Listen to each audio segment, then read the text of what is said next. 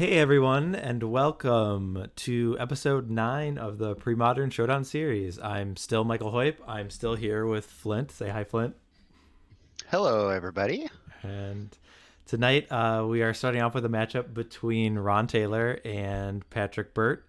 So Ron is currently in first place, and then Patrick is tied for first or second with Michael Arnold. So Ron is 3-0-1, and Patrick is 3-1. So we got a pretty important match for both of them. I think they might be able to lock up. I think Ron might be able to lock up a top four spot with a win tonight. So he's got a lot riding on tonight's match. So we're gonna talk about we're just gonna go over the deck list. Probably any of you have been tuning in every week have seen the deck list. So we're gonna just show them really quick, and then we're gonna talk more about the bands.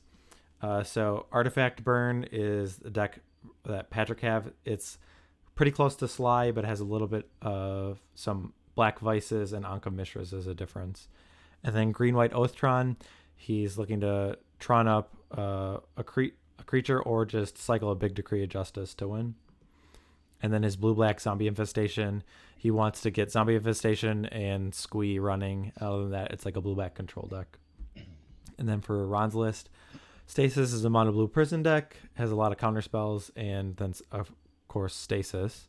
Landstill is a blue white control deck with lots of counter spells and removal. And then his last deck is Reanimator, so it will tutor up or discard a creature, and then try and reanimate it with reanimate or exhume. So let's jump over to our ban screen, and Flint and I can talk about if we were each of the players, what we would be doing in their position. So if you're Ron, which of the three decks are you looking to ban of Patrick, Flint? I think if I'm Ron, I probably ban the blue-black zombie infestation deck. Okay. And what is your thought process behind that? I think it's just the most resilient against Ron's strategies. Arguably, it's not as good against Reanimator, but it can still interact because it does have Chain of Vapor and Diabolic Edict out of the sideboard and Tormod Script out of the sideboard. But I think game one Reanimator is probably favored. But I think it can grind against Stasis and it can grind against Landstill. And so for that reason, I think that's probably the one that I would ban. I think I'm going to be banning the Sly deck. I think it just is consistent, and I think, I think you'd be okay with the Reanimator deck against the Sly deck, but if that gets banned, then I don't think you're very happy about the Sly deck going up against Landstill or Stasis. So I'd be banning the Sly deck if I were in Ron's position. If I have Patrick spelled wrong, let me fix that. But Patrick. yes, It's if Patrick's cousin. yes, if you were Patrick, what would you be banning? I would ban Landstill. I think it's got the most game and can attack Patrick's strategies from the most angles if you just look at the lists. So I think that given its flexibility and its power, just raw power level, and its ability to interact with all three of Patrick's decks, I think that's the one I probably ban. I think I would ban Stasis. I knew you were going to say that. As soon as Yep. you said that you would ban Artifact Burn, then Stasis was going to be your pick. Yep. I don't know. I think it.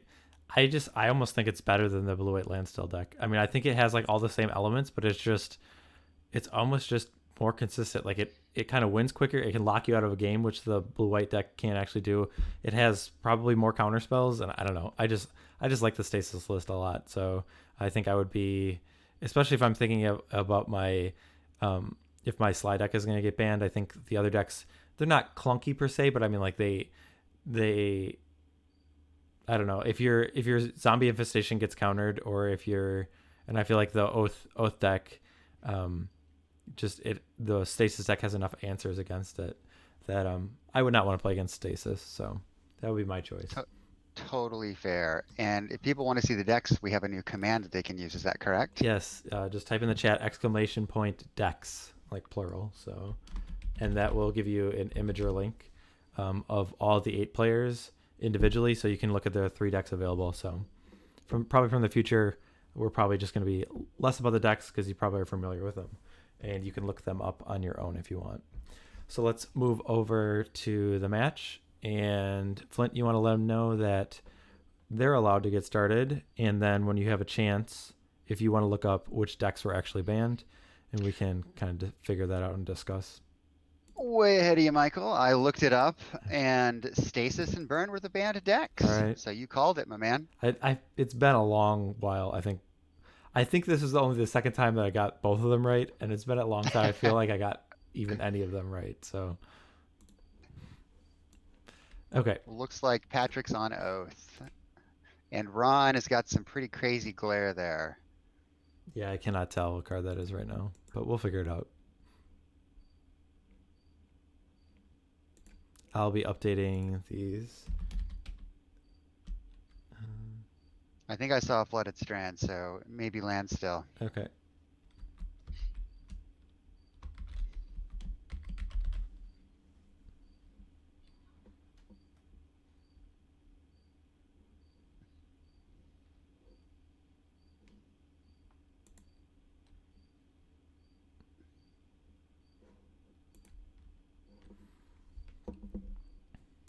So we see a Brushland, a Plains, and an Urza's Mine from Patrick to start out. He's cracking a Sungrass egg there.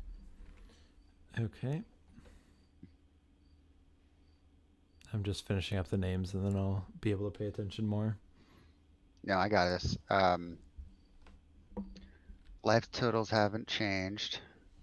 And an early Gaze Blessing, it looks like, from Patrick. Yeah, and at this point, it's just basically cycling. Yep. So if you're Patrick, Ron's not gonna play any creatures out. So Patrick basically just wants to build his mana base up as quickly as possible, right? Yeah. So he has the potential of using a funeral pyre, but if it doesn't come down right away, and also in combination with Oath of Druids, then Ron's probably going to be able to draw a path, or I almost said Path to Exile, a Swords of Plowshares, to either get rid of the token or get rid of something that he brings in. So we do see a Funeral Pyre there. Yeah. So Patrick's using this opportunity. So looks like he did this in response to the fetch, just so it wouldn't get countered.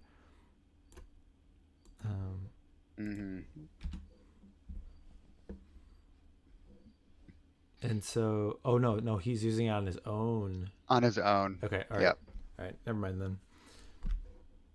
So his plan is beat down, I guess. Which I guess, I think it's reasonable. I don't think it's like something that's like, oh wow, really good, a 1/1 flyer kind of thing against blue-white land still. But I think maybe your hopes of triggering Oath maybe are pretty low. So I think that's reasonable to. You have a clock. You're gonna make Ron. If he ends up having to use the Swords of Plowshares on this 1/1, you're pretty excited. And we've got Ron down to 18, obviously, with the 2 cracks there. Yeah.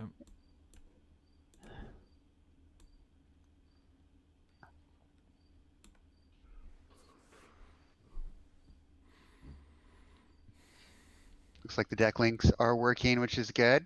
Thank you, Nightbot. All right. Yeah. Defeater of the day bot. Yes.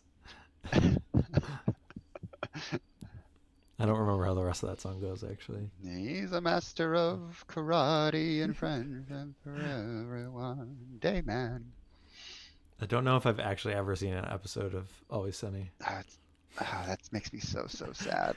There's so many TV shows or movies I've just never seen. So Living Wish is getting cast by Patrick. So this allows him. He kind of has the options he has are there's a 2 Ravenous Bailout, there's a Phantom Nishoba. What are his other choices?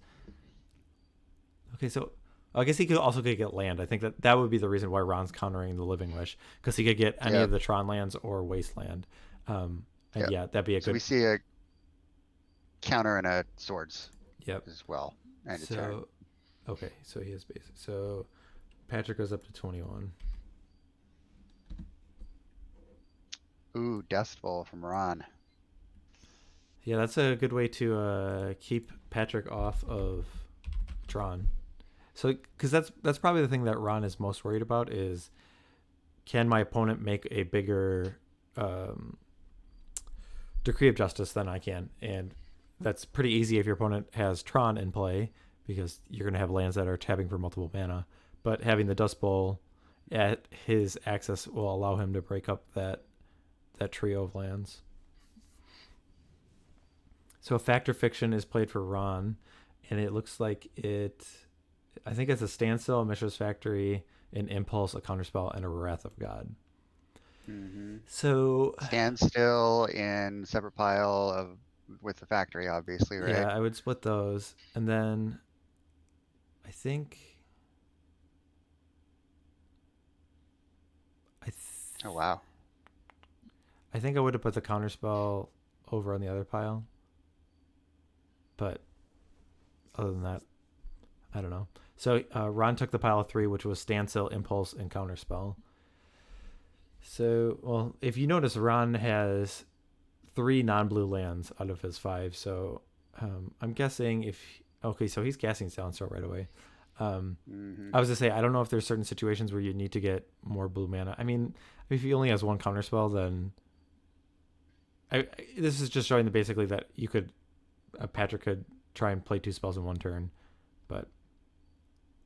He cycles a decree and a turn for a token. Just 1. Yep. Okay. Yep, I mean... Ron's down to 16. Yeah, I don't know if that's like saying that... Did he have to take a point? Oof. Or is that a plains or a forest? That Patrick It's has? a forest So he had to take underneath it. the mine. Okay. So yeah, that token's going to be brick walled by the factory, and now Ron is probably just going to be attacking with a 2/2 for a while until it's kind of making Patrick react. Yep. So Is Patrick running manlands? I think he has 2 Treetop Village, if I remember That's correctly. what I thought. Okay, so that would be a great draw for him, obviously. Yeah, but the problem is there is a Dust Bowl in play. So The Dust Bowl. if Ron is Sure. hitting more land drops, like at this point, I don't know if he's like excited to be sacking his lands, but eventually, if he gets enough, yeah, you'd be happy to take out Treetop Village. So another Decree of Justice was cycled, but this time for 2. Still not particularly exciting. I mean, it might be something that Patrick needs to do, but I mean, I get, because at this point, I think. Oh, sorry, we're showing new bordered cards. Shame. Shame. I think he actually does have 4 in his main, so I guess that's. I was thinking he only had one left, but yeah, I guess you can be a little more liberal cycling your Decree of Justice if you have 4 of them. Yep. So we see the Dust Bowl activation from Ron taking out the mine. Okay. And what is that? Is that a power plant? Wait, From he sacrificed an island? yeah. I guess he does have a Fairy Conclave in play, but I mean, yeah. I mean, I just felt like there are times I've played the blue-white deck, and especially if you're trying to cast multiple counterspells in 1 turn, you really get choked on blue mana. So, I mean, I guess you like all the other lands. Like, you don't want to get rid of your only white source, or you feel like your Dust Bowl needs to stick around, or you want to keep your Mishra's Factory. So, yeah, I guess getting rid of blue is what you got to do at this point. Yeah, I mean, I think it's the best one to get rid of, but it's still just not great because he's not hitting his land drops consistently. Hey, Phil. Wrong chat. He's double streaming. All right. I was going to say, I love it. I love it. I thought that was like a request, and I guess I can do a few requests, I guess. So We could put up a Festering Goblin if people want to take a Yeah. look. yeah. So So we see the Conclave activation. all right. So that's gonna fly over.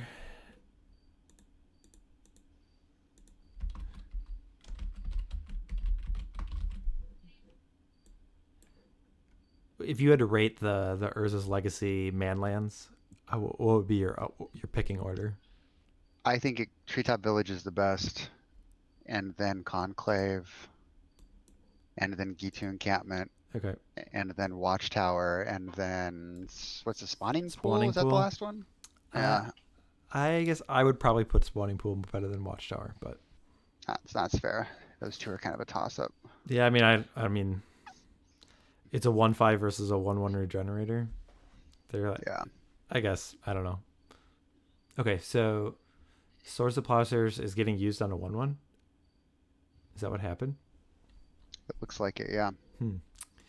Uh, I, what is the thought process behind that? I guess like if you have a Mishra's Factory, are you worried about those tokens?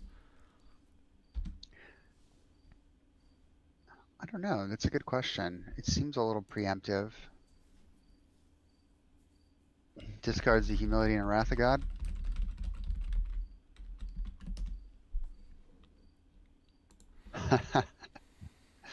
Yes, Elendrell, you know there are. Nobody plays them though. I played the red one as well. Yeah, I think the red one's actually like is very decent. Also, like just if you combine it with other burn spells, it'll take down any creature. Like, I mean, The first strike is really nice. yeah. So I played the red one in I think was it in the standard red deck that ran Demigod and um probably. Demigod of Revenge. I mean, Yeah, it like was like Demigod of Revenge and a bunch of those crazy cards there was a red deck there that was, for a while, that was really good. sure. Back in standard. So It's like Time meanwhile, Spiral and oh sorry. Go ahead. a spike feeder was met with a mana leak, but then a seal of cleansing came down. So I think that was a situation where I don't know if I mean he must have taken a damage to cast um, that spike feeder. But I'm guessing that was kind of the spell that Patrick was trying to bait out because I think he cracked a standstill for that, and then seal cleansing was probably the card he actually wanted to resolve. But there are two factories in play now, so the one seal cleansing is a little less effective. Yep. It's interesting. I mean, like I guess with this draw, I feel like times in the past we've talked about the Tron deck and not having as many colored sources, and you think that even some of the time, like Dust Bowl might be able to take out just like the colored lands. Not this game. There's No. 3 marshlands, plains, and a forest. So Fact or fiction here. So what do we got? Wrath of God, Impulse, and Dismantling Blow. 2 lands. yeah, I mean, I think the thing you want the most is probably lands. So I don't if those are in one pile. I think I might take like if you split it 3-2, I might take the 2 lands over the other 3. This is a 4-1. Oh no, okay. So that pile. All right. Well, I guess I thought too long. He picked up Dismantling Blow Yeah. and Island. So Yep. because it just feels like at this point, if Ron just keeps making his land drops, I feel like he's gonna win. Do you have a different opinion? Yeah, I mean, I would agree. He's in good shape here. He just really needs to hit his land drops, like typical blue-white land still plan. I mean, are there any cards that he's really afraid of?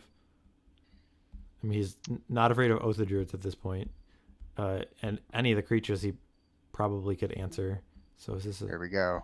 Decree. no, it's a Dismantling Blow. Nope. Dismantling Blow on the seal. Well, the only, I guess, yeah. I was Yeah. gonna say the interesting thing is that Patrick had the option to like blow up his own chromatic sphere to deny the 2 extra cards for the kicker because it would be countered. Yeah. But it looks like he would rather keep the chromatic sphere in play. So standstill comes down for Ron. This is a response or is this afterwards? I'm guessing this is Not in sure. response. Oh nope, just end of turn cycle it looks like. So from Patrick, I mean, I think well, I would say Treetop Village might be his best draw, but like there's still a Dust Bowl on the side. So he might need Wasteland first and then Treetop Village. And even Wasteland, he's still gonna probably lose a land on the way out too. So all right. Yep. The Dust Bowling has commenced. So I mean I played against you a lot of the times, and I've been on the other side of the blue-white when you're playing land still. And there have been times where I feel like you have probably about the number of lands that Ron does, but you don't Dust Bowl. I mean, and I'm guessing the thought process is so your Decree of Justice is more powerful, or you just have mana to Yeah. do all your stuff. But it seems like Ron is using. Well, so this is a decree for Is that 5? Yeah. But there are 2 tokens on the other side, so it's like almost like effectively 3. Because I'm pretty sure that Patrick is happy to trade off these 2 tokens. Yeah, I tend to be a little more conservative when I play and have the Dust Bowl. I think if Patrick were dropping Tron lands, I'd be a little more afraid. Sure. But I don't think there's anything else in his deck that I'm that worried about. So I would probably tend to wait. And does Patrick run Wrath of God main? He does have 1, I believe. Okay. I was gonna say the other consideration too, if there's no sweeper, if you see the sweeper in the graveyard, is just to cast it for the angels and kill him the next turn. Yeah, so I think Naturalize is targeting the Mishra's Factory. So Stanto's gonna break. Oh, so wait. So did he first double block and then because the other Mishra's Factory is tapped? He may have activated it, yeah. I'm thinking that's what happened. Is he double blocked the Mishra's Factory? But shouldn't you naturalize first? I mean, I guess you make him. I guess you make him tap his other's Mishra's Factory, but. Oh, the question from Flint was how many Wrath of Gods does Patrick have?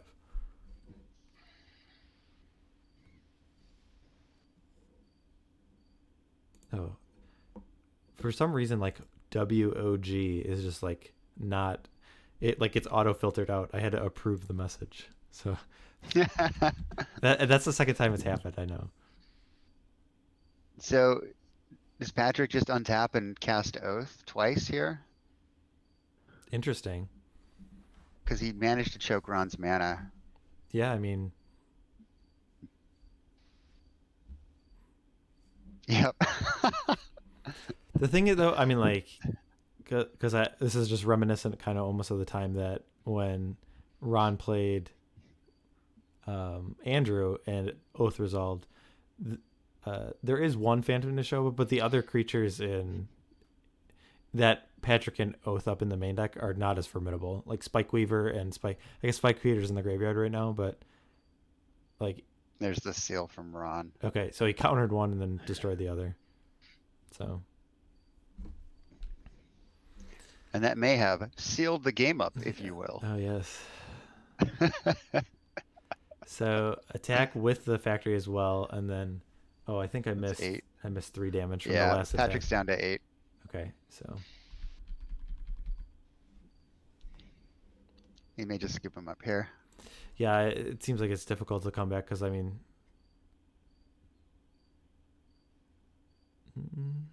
Digging. well, it's not digging because you don't draw until the next turn. Oh no, it's next turn, right? Okay, All right, there's the Wrath of God. there's a counter spell though. And that's probably game. Yep. Yeah, scoops him up. All right, game 2. All right, I'll jump over to our decks, and we can talk about sideboarding. Which one are you gonna throw up first? I have Ron's stasis list, or not stasis land still. I did have stasis All up right. for a second, but Let me take a look at that one. so, so Torment's Crypt is in the deck.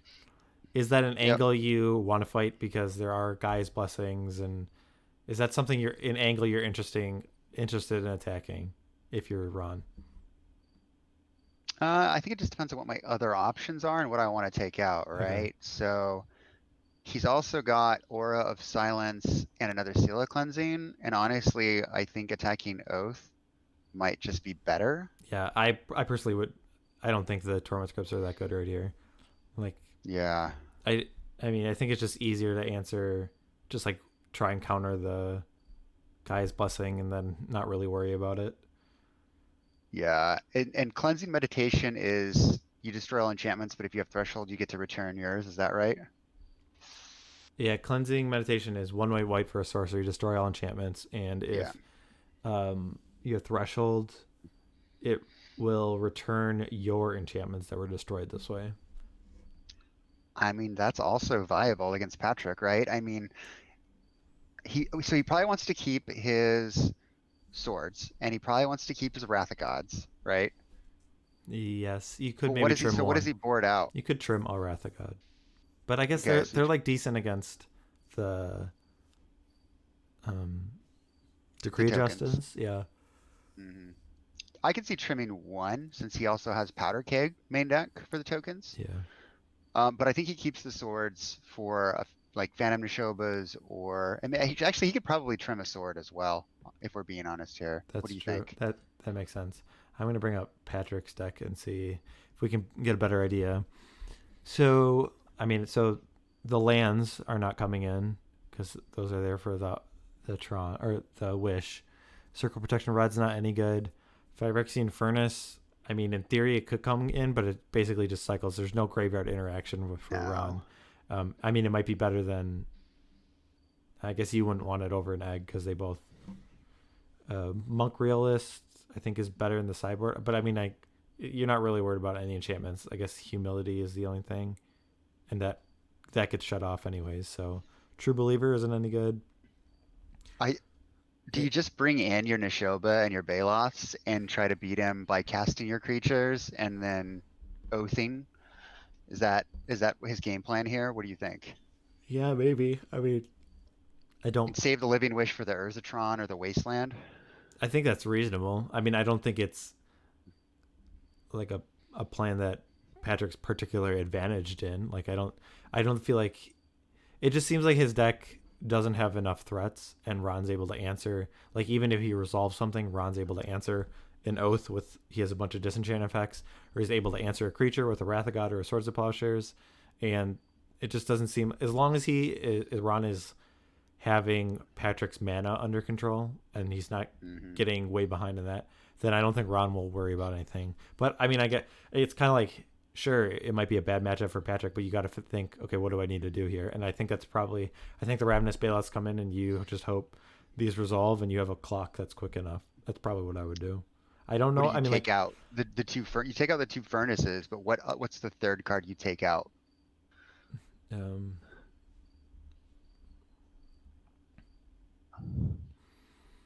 Uh, Maybe I you mean, just shave an egg. or Swords of Plowshares. Yeah, Because yeah, you already have that's three that's naturalized and a fair. seal cleansing for the Mistress Factory, so you're really only looking at Swords of Plowshares for those and Fairy Conclave. But I mean, also like maybe Wrath of God is probably way worse too. You want to bring out Wrath of God? That'd be the first card I'd probably bring out. Forgot about that one. Gotcha. So yeah, Okay, so I mean, I would say I think Ron was advantaged that first game, and I think things get better for him I agree. than He's Patrick. he's So just got a lot of answers, right? So many answers. yeah, and it's kind of like in this the way this Oathtron deck is set up is there is I'll call it air like if the 4 Sungrass Egg, the 4 Chromatic Sphere, the 3 Barb Sextant. There's lots of spells that are they don't do anything. They're not. It's not anything that Ron ever has to worry about. Right. So the density is less. It looks like Robin has some suggestions for our formatting when the deck lists come up, but something to worry about in the future, I think. Are you But referring to the thanks for the feedback, text? Robin. Are you referring to the text or the like the actual imager? I think he's just referring when it comes up in the chat, maybe. Well, I don't think I tried playing around with it a little bit, but it's dynamic based on like how wide your chat box is. I'm gonna let the players know to go ahead and get started. Looks Okay. like they're ready to roll.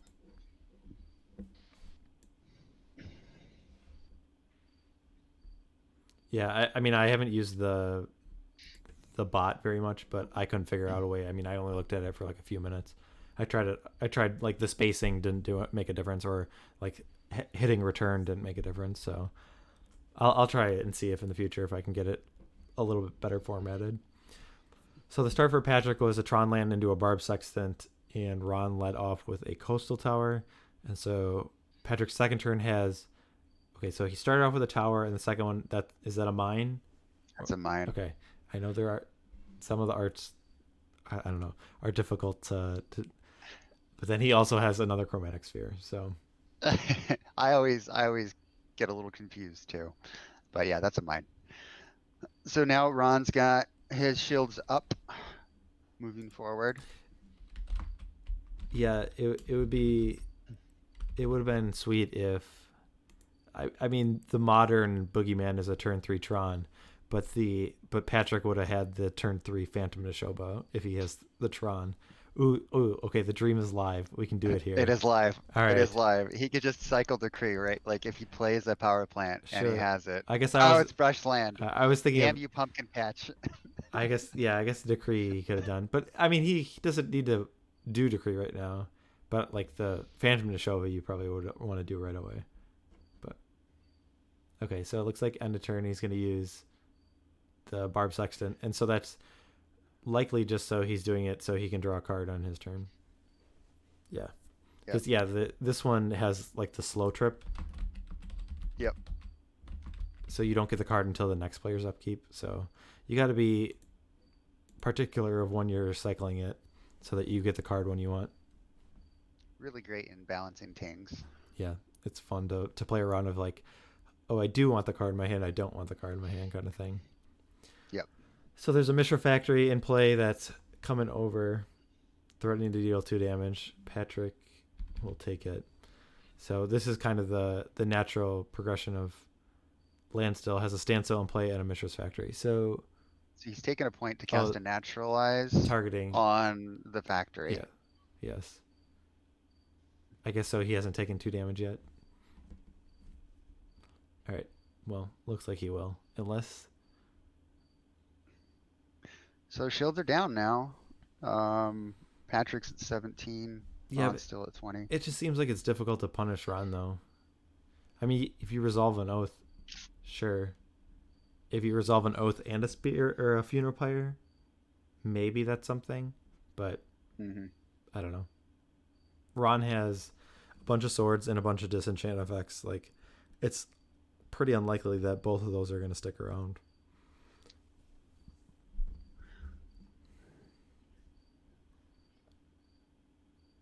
So tapping the brush land again, taking a point. Living Wish. Oh, so he's taken 2 damage from that land? Yeah. Yeah, he's at 17 now. He should be at 16, right? He took 2 from the factory and 2 Or from 16. He's at 16. Okay. Yep. And so this is a Tron is set up now? Yep. Okay. So he's got access to 7 from the Tron lands and plus 2 other mana. So 9 total mana. So this could be a spot where like if you just have a Decree of Justice and you're cycling it for 6, then Ron has to do something. And kind of in quick fashion. He could be sandbagging a powder keg. You never know. Yeah. Old sneaky Ron, but you're right. Then Ron definitely has to do something. Yeah.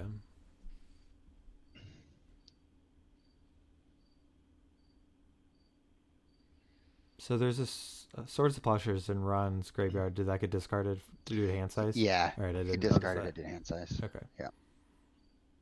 So a Sungrass Egg is played and cycled. So did he tap both of the Tron lands? Yeah, I think he tapped the first one. So it's 4 mana minus 1, so 3. Okay. But Yep. But Sungrass Egg is green white. So where is he getting the other green from? I think he had a green from the mine when he tapped it to crack the sphere Chromatic to sphere? get a green. Okay. All right, that makes sense. Yeah. So he floated the green and then cracked the egg. Okay. He's gonna gain all the life. Yeah, and the thing with like Spike Feeder here is it can't even get past a Mishra's Factory. So Ron cracks, goes to 19. So chat, who's favored here? Who do you have winning this game? I know who I'd say. Obviously, we talked about Ron being advantaged. Based on the board state, do we still feel that way? Yeah, I mean, I guess the Tron is pretty threatening, but given that I mean, just the feel of that last sequence of the turn, it didn't seem like he has it right now. So there's the swords. Patrick is going to remove the counters. Game 4. Yep. Go up to 20.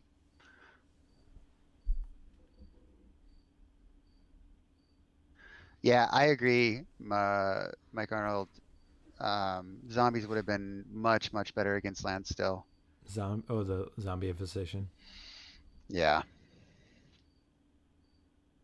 That's the deck I wanted him to play. Yeah. So there's the decree. I think I would have like if Stasis was banned and your burn deck was banned, I think I would have brought Zombie Infestation. I think I mean maybe he's worried about Zombie Infestation against land still. I definitely like Zombie Infestation against like Reanimator. I think it's fine. There's Chain of Vapors and counter spells. Yep. That seems alright. I mean maybe you're just worried. Maybe you just think this matchup is worse. And I guess that could be. So So there was a Decree of he, Justice, so it's for yeah, end of 7 turn tokens. decree for 7. Yep. And now he's untapping and playing a Seal of Cleansing. So that's definitely a good sequence. A counter spell will deny the seal cleansing. So he's just gonna crash in here for 7? Yeah, I would lose one guy. That'd be okay with that. Oh, I definitely.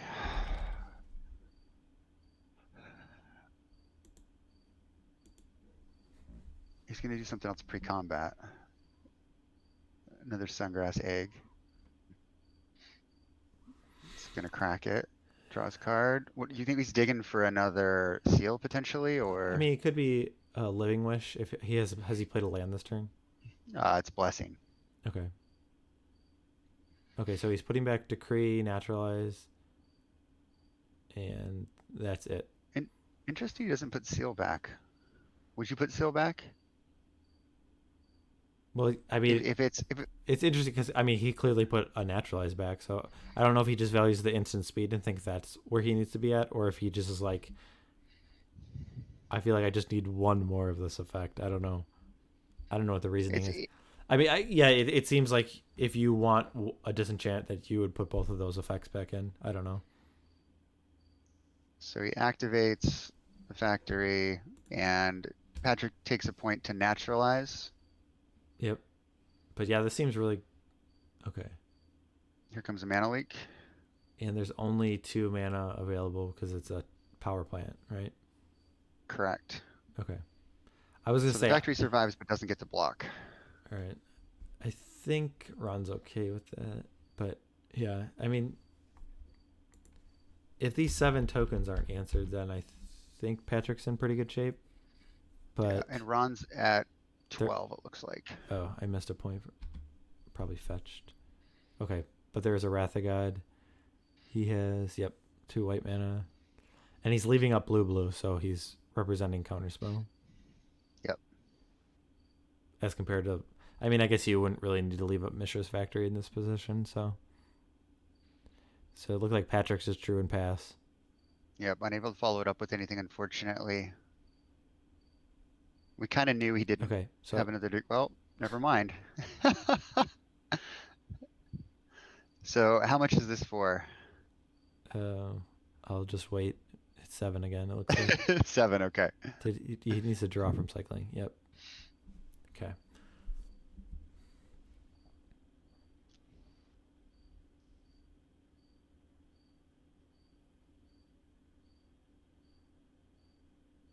Oh, so Ron is defensively cycling, so he's gonna make 3 tokens. I'll see your decree, and I will make a few tokens of my own. So 3 of them are gonna trade it, and 4 are gonna get through. So yeah, I mean, especially given that sequence, I mean, I'm guessing Ron like isn't as confident in his hand. I mean, like if you had the answer in your hand, I mean, I feel like if you had a Wrath of God in your hand or a Powder Keg, you would just take the damage. Oh, a third decree, All and right, that is well, game. that is one way to get it done. I mean, we did talk about the Tron going unanswered, but yeah, it was just a flurry of Decree of Justices, an army of soldiers. So All right. Game 3. yeah, That's what we like to see. Keeping it interesting here on the Premodern Showdown series. If you're just tuning in, it's 1-1. We're going to a game 3 in Landstill versus Green-White Ostron. yeah. So I mean, I don't think anything really has changed. So is there any merit to bringing in the other lands so you don't have to wish for them? I think you still keep them in board. I think I would just bring in the creatures and keep the lands there. Um, Wasteland is a big deal against Dust Bowl, and I would rather have 5 shot cracks at it if Oh, there's a Dust Bowl on the yeah, that one's counter. fine. I'm talking about the Tron lands. Like just saying that, like instead of because if you're at the mercy of saying like I'm casting this sorcery speed Living Wish that Ron has control of saying like, yes, I want you to get your third. I'm allowing you to get your third Tron piece. If you just had 4 in the deck of all 4 of them or all of the 3 types, you're just more You likely just to hope for assemble it. natural Tron. Yeah, I mean I think that's reasonable. It's a fair point. You could. I thought about it. I don't know. I mean, I think if you are gonna keep Living Wish in the deck and you're gonna Living Wish for something, what are you gonna Living Wish for then? Are you just gonna Living Wish for a Wasteland? Yeah, I mean you could cut down on a wasteland or I mean a living wish or two, um, or just be getting like ravenous Baloth. But I don't know. I mean I think it's. I mean I'm not saying it's something he should do, but I think it's something you could consider. Just You because just board out the Furnaces and the Living Wishes and you bring your lands and creatures into the deck. you could do it. I mean like hitting your land drops doesn't seem terrible all the time. Like having it because what how many lands does he have right now?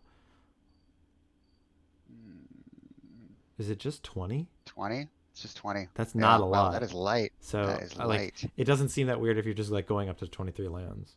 It's not like you have Yeah. like 28 lands and you just are going to be like having so many lands and not doing anything. So, I mean, especially looking at the land count, which I guess I didn't realize there are only 20 lands in the deck. Going up to 23 lands does not seem that absurd to me. And just bringing in It those look Tron lands. it looks like Patrick's changing up his board, and Ron may have as well. I wonder if Ron shaved a Wrath of God, but now that he's on the play, maybe. I mean, I guess it doesn't matter as much given cycling, but I wonder if he boarded out any number of Wrath of Gods and now decided to put 1 or 2 back in. Well, especially like giving the way that game played out, you're kind of like, oh, Wrath of God is something I really need. I mean, like, I can see Yeah, that. I mean, like, I don't know if I mean, definitely just like the impact of that game will have you think me like, oh man, I don't want to lose to that again. I think Wrath of God is fine because that is probably the way that Patrick wins the most is just Decree of Justice, and having the Wrath mhm. of God there is okay, even if you have like a 2 in your hand and they're going to sit there for a while. So yeah, he might be bringing those in. Let's go back to his list and see um, if there will. Oh, okay, if there's anything that might change. I mean, is there any? I mean, I think I was to say like, could you ever bring in Null Rod because there's so many eggs? But I think there are enough disenchant effects from Patrick that you're not gonna expect that Null Rod to stay in play. Though I mean, maybe it's possible that if that resolves, then it's hard to cast a naturalize. But I don't know. It just doesn't seem worth fighting over. I mean, I Yeah, think when it's good, it would be amazing, but if you draw it, later in the game, it just seems really bad. I'd, yeah, I'd rather have a disenchant effect or a counter spell. yeah. I mean, I can just see like if you just had it on turn 2, like there are a lot of cards in Patrick's deck that just are really bad to draw if there's a null rod in play. But It yeah, looks like the players are ready. I'm just gonna message him real quick. okay, they can start. All right, so this is the deciding game. Ron gets to be on the play. This is between Ron in first place and Patrick is tied for second right now. So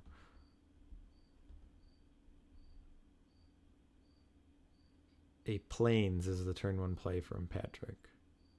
Plain old plains. Not as spicy as the old Tron, natural Tron potential. Correct. Oh man, he's just going natural. Just gonna play some fair magic. All right, we've got a sungrass egg. We Make got it 2. we got 2 2 sungrass. sungrass eggs. Ah, ah, ah, ah.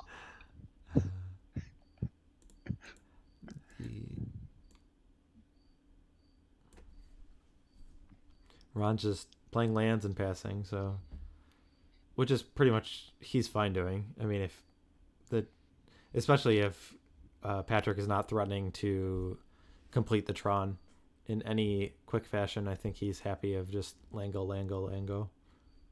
Mhm. All right, he's got a couple of man lands. Yep, he's hitting his land drops. He's got the lands that he needs. He's got the colors that he needs. So pretty good start here from Ron.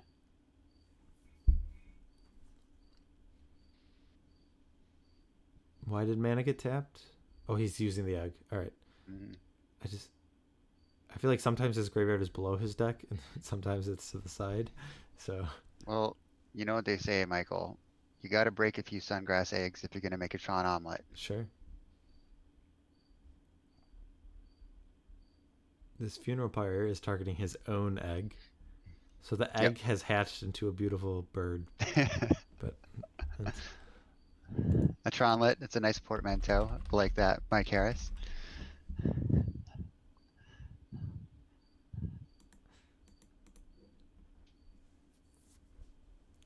so what is the picture of that token? Is that something you recognize? It kind of looks It looks like like a an bird. owl. Yeah, it looks like a bird on like a table.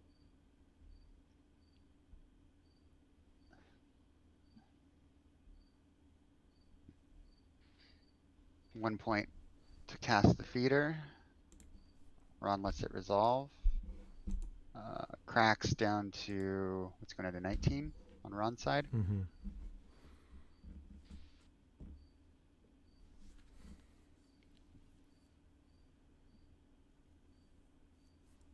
So him getting planes is a second source of white mana, so that makes me think about Wrath of God. I mean, it would be in his hand. But maybe he's just preemptively thinking about that. So a Fact or Fiction is revealing Attakar Waste, Standstill, Dismantling Blow, Planes, and Swords of Plowshares. This is difficult. I mean, like, especially if like we can't see what's in Patrick's hand, it's hard to like make a split. But I don't know. I think you split the lands Yeah, I was gonna say for sure. if both lands are in, I mean, I don't know if I would take two lands over three spells. I don't think I would. I don't think I would for this one, but yeah, I would definitely be happy about two lands in any of the one spells. I think. So the pile that he got was Standstill, Plains. Was that it? Yep, Okay, that was it. still a good one. I mean, well, so I guess you aren't too afraid. Do you think we'd see the Spike Feeder ability where like Patrick's gonna move the counters over and just make a 3/3 spirit? Does it cost one or two to do that? Is it just one? Cost two. Okay.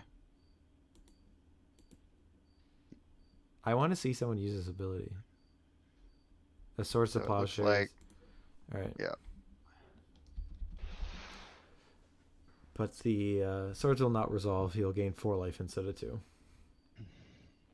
and his Spike Feeder stays in the graveyard, which is pretty relevant Which, actually. yeah, it's very relevant. Though I mean, So there's the standstill. I mean, I don't know if there's ever spots because it's not like Spike Feeder is particularly good about against Ron. I wonder if there's ever a situation where you want it to be exiled and you're like hoping so it's just not included in the loop of Oath of Druids. But I don't know. I think you probably need all the threats you can get, just given that Ron does run the swords. So your other threats that you can't sacrifice are very likely to get exiled. Although if he's got Baloths, that might be the better target, right? Yeah, For, but we don't know for sure for if he brought those in. Oath. So Fair enough. Wasteland is targeting. It looks like a Brushland. That's his only choice, right? Yeah. And in response, Patrick will cycle Degree Justice for 2. Yep. So I mean, I guess is like the times I used Decree Justice has been in like these control decks, and it seems like cycling Decree Justice for 2 just is not enough. I feel like I would rather just save it, but It matters more in the landstill deck because you're not as threat dense as Patrick, even though he's threat light. You know what I mean? yeah, Like that's how landstill really closes out the game. You can get there with manlands, and maybe Ron will. But his haymaker really is the decree. So if he's cycling one here, I mean, I think he just wants to stem the attack a little bit. I was Because more he's talking not about in danger. the initial decree from I agree. Patrick. No, I know, But I agree. I think maybe the situation might be he might not have had another land, so he's gonna use. Well, he does have 5 mana. He's gonna make 2 guys and hope to draw another land. So okay, so these decrees are trading. I mean, I feel like I would have waited from Ron too. I don't know exactly what's in his hand, but oh, we got Dust Bowl online too. That's good for Yep. Ron. So Saxoplanes to take out a power plant. Yeah, that I mean, I can see that reason then of being more aggressive with your decree of justice. If your plan is just to blow up all of Patrick's lands, then you obviously don't want to be getting beat down. So this spirit has not been attacking. Is there a reason why? I don't know. That's a really good question. Like It's why? got flying, right? Yeah, but like why were these soldier tokens attacking and not the spirit? Well, Patrick didn't attack with his soldiers. Oh, Ron attacked with his, and Patrick blocked with his. okay. But I feel like I'd be willing to trade a Is fairy. he just trying to keep the conclave back? I guess. I He just mean, doesn't think he can erase? yeah. I mean, it's so much mana if Ron is committing to activating Fairy Conclave at this stage of the game. But I mean, maybe he thinks if the game goes long enough, he can out decree Ron, which I mean is reasonable. He has lands that produce multiple mana. So, did what are we at for life totals? It looks like 19 Ron each. is at 19 and Patrick is at 19. Okay. So it looks like Ron is just on the plan of I'm going to be destroying our lands. Yeah, he's just trying to be aggressive. Yep. And he's getting in for 2 every time too. So Hmm. I mean, I know there. I guess it works out that he's able to leave up 5 mana, and I guess he only technically needs to leave up 4 to use Dust Bowl. Um, And he's tapping the Darker Wastes. So what do we put him on? Like a mana leak and a counterspell in hand, or an absorb and a mana leak in hand? it could just be. Yeah, I don't know. I mean, I guess he's basically not representing. I don't have double counterspell is basically what he's saying. I guess that's all he's really saying. I think. Right? Because I mean, pretty much any other permutation of his spells he can cast. All right, I guess so absorb. Yeah, absorb and counterspell he can't cast, but he wouldn't be yeah, able to anyways. so there's a Living Wish from Patrick. It gets cracks the standstill, then Ron counters, then we see a follow-up Living Wish. I think you just want Wasteland, right? Yeah. And Wasteland the Dust Bowl right How many away. how many Dust Bowl does Ron run? I don't know offhand. Just one, it looks like. So Okay. yeah, I think you just get a Wasteland and stop the Dust Bowl. That looks like what is happening.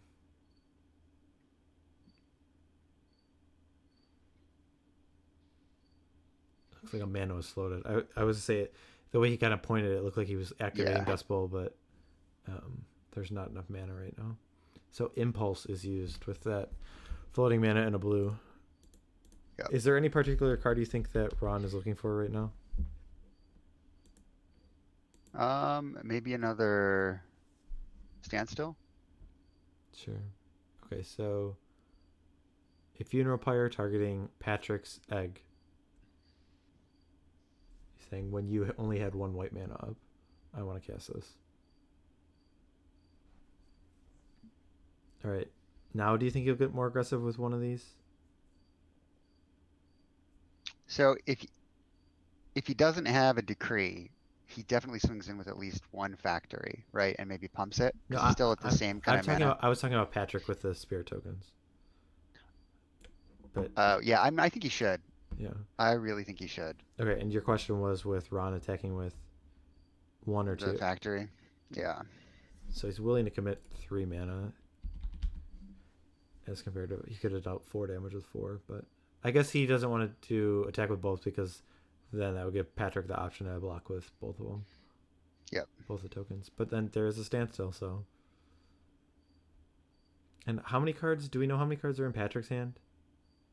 We do not. Okay. He usually shows his cards when he Yeah. passes. Okay. So we'll see in just a second. Because, I mean, I don't know if if Ron is counterspell light or if he is just like there's not that many things I'm worried about like happening and one counterspell is enough. Which I think that makes sense. It's probably there's probably not a sequence where you're worried about having to counter two things in one turn. So there's the Baloth, cracks the standstill. I mean, Ron's got to have at least one counterspell in his hand, probably a mana leak. No, it's counterspell. Okay. Okay. Uh, well, so there's at least one of our answers. At least one of the Ravenous Baloths has come in. Yep. You can't keep yawning. We're just gonna keep yawning back and forth. It'll be I know. I'm an, so sorry. an It's endless so loop. dark in here. I need to turn on some lights. Sorry, everybody. Um. So how many counters has Ron cast? I mean, he's drawn 6 cards from standstill, so he's probably has more. But I don't feel like I he's feel like counted he's that. cast a fair number. I don't feel like he's cast that many this game. He's cast a mana leak and a counterspell. What did he cast earlier? I don't even remember. Factory gets swords, He so gained Ron's gonna three, go up to 20. 22. Yeah. Patrick's still not swinging in with those spirits. Oh, there is a Oh, null he rod. brought in the null rod. All right, interesting. I mean, it's actually good in this situation because Patrick doesn't have his Tron lands, right? So now all those artifacts are dead cards when he draws them. What does this Tron land have to do with it? Well, he uses them to filter to get, to draw into his Tron lands and then to also have colored mana as he needs them, but he doesn't need them for the colored mana. So now what he really wants them for Oh, is their cantrip, sure. right? Yeah. Well, sometimes I mean it's also good in a situation if your opponent has only Tron lands in play. That's when it seems like it's really good if they only have Tron lands in play because then they can't get colored mana. Sure, but in this situation, right, he has the colored mana, so he needs them to filter. Sure. So it looks like he does he got a power plant, I think, with a Living Wish, and then he's playing a Spike Weaver. Did he take any damage? He took one damage. Yeah, Patrick's at 13.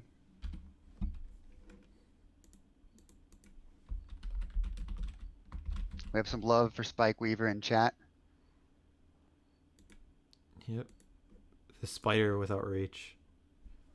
It's a spike. I don't know. That looks like a spider to me. I don't know.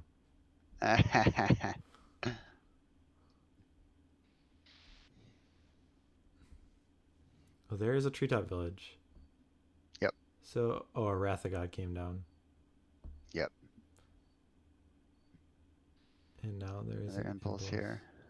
So, So I think Ron just wants a decree at this point, right? Just to kind of close out the game. yeah. I would say the one thing to note that there is a null rod in play. Ron no longer has the option to activate a Mishra's Factory block and then pump it. And then pump it, yeah. So that's something we'll have to keep our eye off on if that comes relevant. He still is able to pump. An unactive one is still able to pump. So he still might be able to do that, but he's not going to be able to block a treetop village. And So there's a tower from Patrick, and he's got 2 in hand as he looks like he's going to pass the turn. okay. So, we're getting close to Tron. Oh no, Oh, he's not passing. Here comes the big bad beast.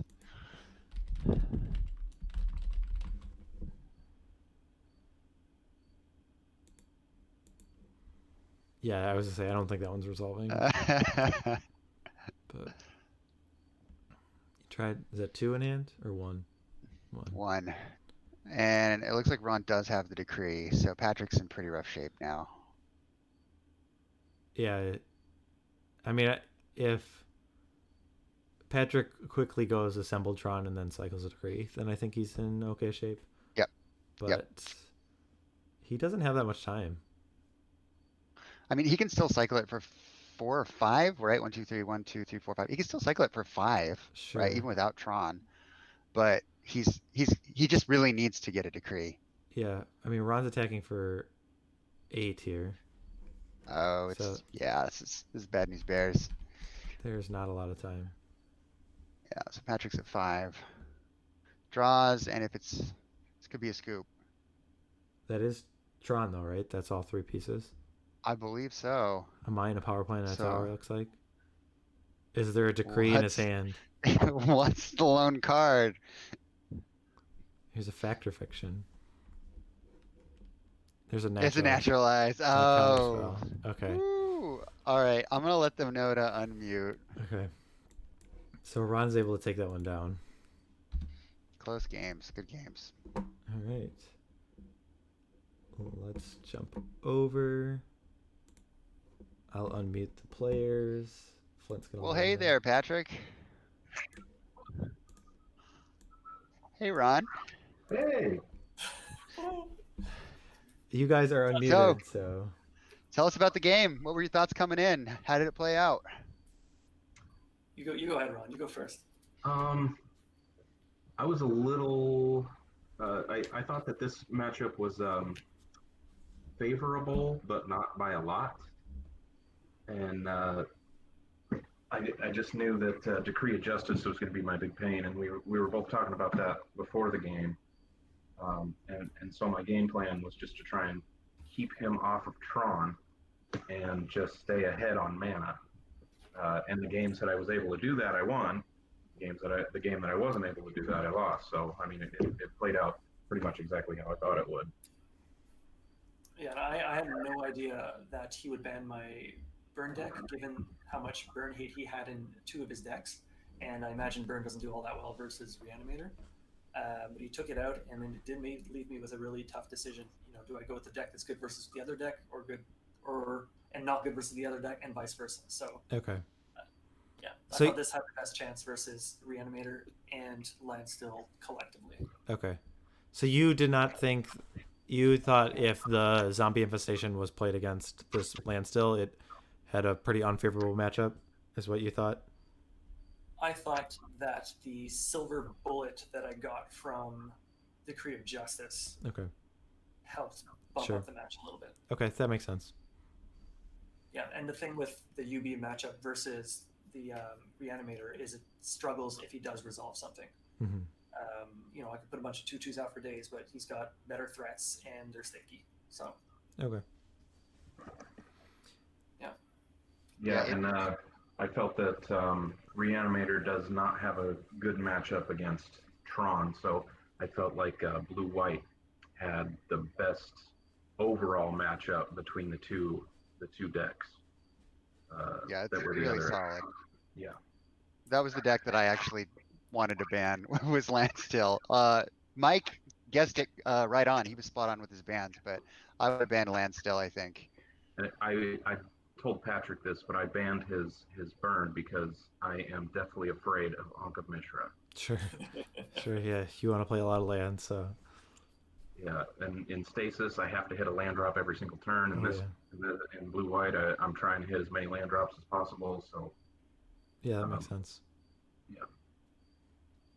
In So terms of fun. sideboarding, was there anything interesting? It just Ron, it seemed like you just brought in a few disenchant effects. I guess you brought in the null rods. I guess what was your thought? Yeah. Was that always in, or because it looked like you switched a few cards out between games 2 and 3? No, I left it the same. Games 2 and 3. No Rod he's just got so many eggs in there that No Rod basically blanks a ton of cards. So I was hoping to just get one down early. Sure. That didn't end up happening, but it's still a decent card. Yeah, we talked about it a little bit. The one thing that we had considered though is because Patrick does have access to a number of disenchant effects, that the eggs might come down and be like sitting on the board for a long time. But then if he's ever able to get rid of the null rod, then they kind of break free, and then. But I guess it makes sense in terms of like, I guess you're at card parity at that point. If Yeah, that situation does happen, so. If I can get it down early and keep him off of a disenchant effect, then Yeah. it slows him down big time. It keeps him from cycling through 3, 4, 5 cards. Sure. yeah, totally fair. So what was your game plan, Patrick? Were you able to, I mean, that's part of the disadvantage of having like a Living Wish package is you just don't have as much space in the sideboard, and some of your cards are dedicated to other matchups, it seems. So was there anything, I mean, we saw Ravenous Baloth, was there much else you could do? I'm really like I even brought in Phyrexian Furnace because that was better than Okay. Oath of Druids. Like he has nothing in his graveyard, but I had to Sure. bring it in because at least it cycles. Okay. But I'm just taking out my Oath of Druids. I took out I took out the Wrath of God. I don't think Wrath of God should have gone in versus his decrees. Like if he's end of turning decreeing, like Yeah. I'm not gonna be able to resolve one. Sure. Turn. Yeah, that makes sense. But, yeah. All right. Well done, Rod. It was well played. Yeah, very good Yeah. game, Patrick. Really, really fun to watch, guys. Thank you. Bummer, Patrick. Congrats, Ron. You're in first place. We'll see you both next week. And with that, I think we will bid you adieu and get the next players in here. All right, have a good night. All Good right. luck to the next match. Thanks, guys. Thanks, guys. All right, we are briefly going to go to an intermission. We're just going to get the other players set up, and then we're going to jump back in. So it won't be very long. It should be less than 5 minutes. So everyone sit tight and chat. We're going to run a few of our quote-unquote ads, and we'll be back shortly with our next match, which is between Andrew... Robin Lund and Andrew Walker. Yes. So, all right. So we will see you shortly. Thanks, guys.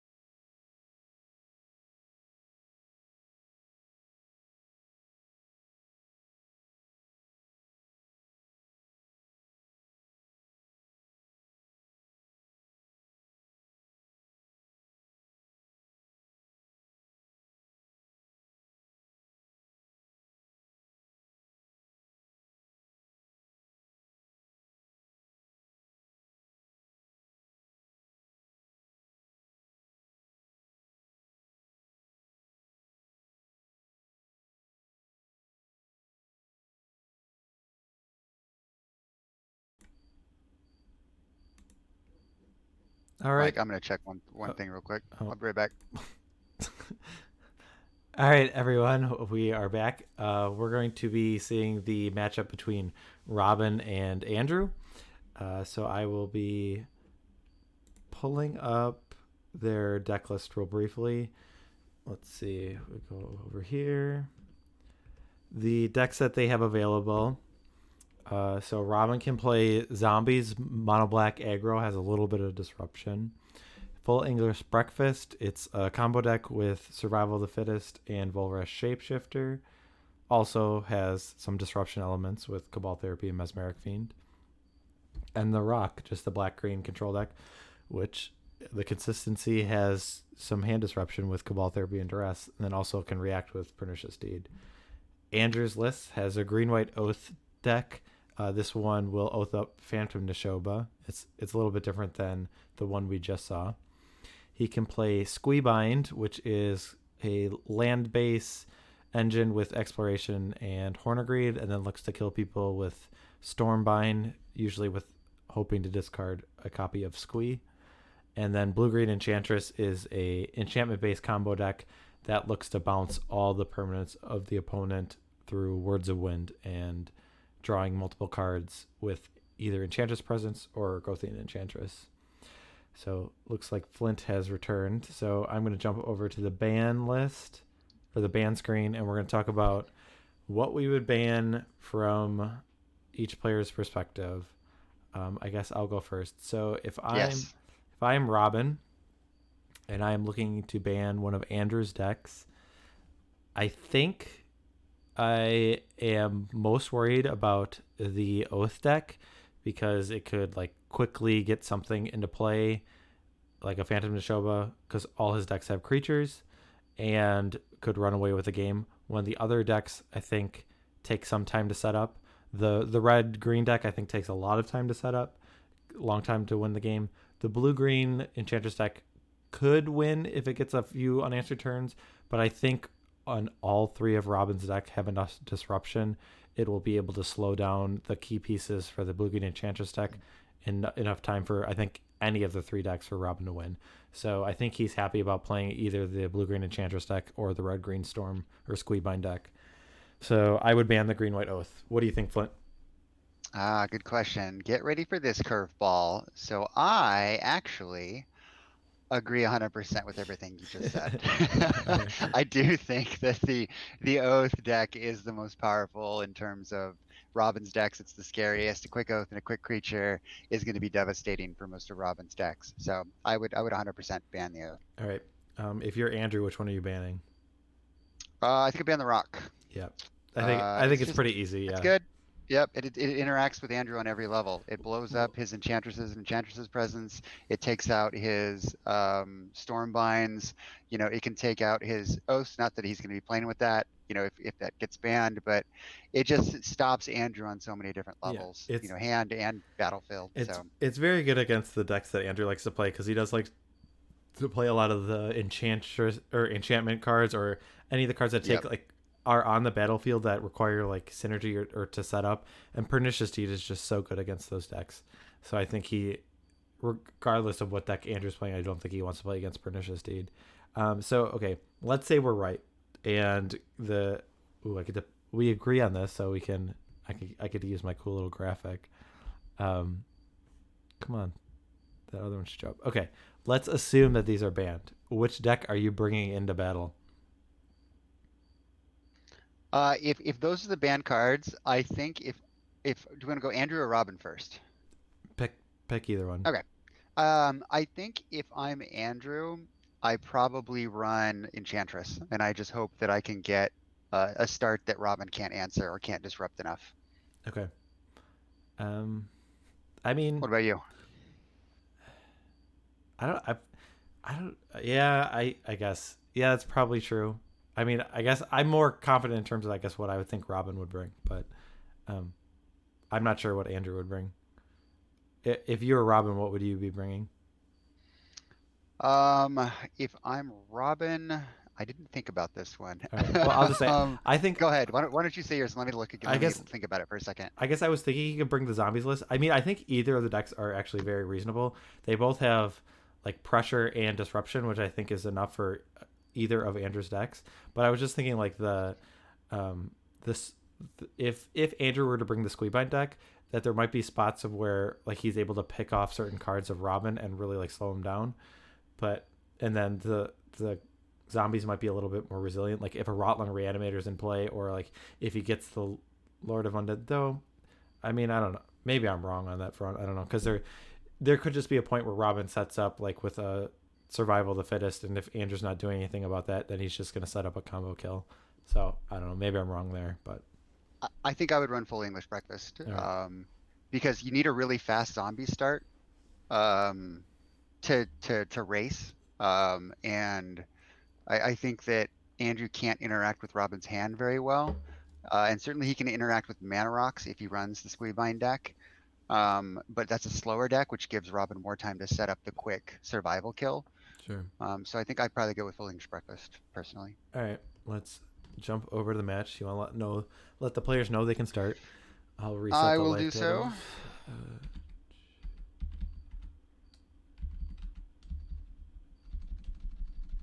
All right, chat. I guess we have to figure out which decks they're playing, but once we do figure out, you guys have to let us know who you think is advantaged. I just looked at the bans. All right. Does that mean so? The Rock was banned. Okay. But Enchantress was the other banned deck. Well, all right. Interesting. I mean, I guess that Windswept Heath, I think, is in both of his lists, I believe.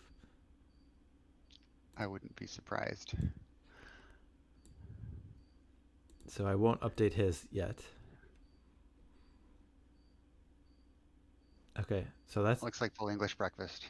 Okay, that's not a zombie card. I was gonna say the Rock, but that obviously doesn't make sense. Got banned. Yeah, maybe it's breakfast versus Oath. Yeah, what happens if Robin just brings Rock after it got banned? I don't care. I'm playing it anyway.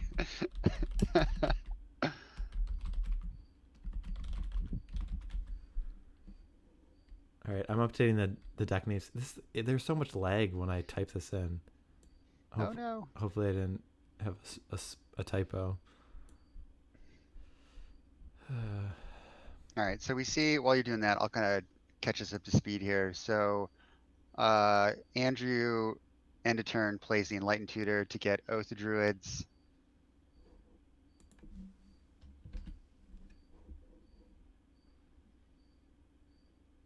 Okay, yeah, I just got the first one done. It was like I waited like 30 seconds for it to catch up.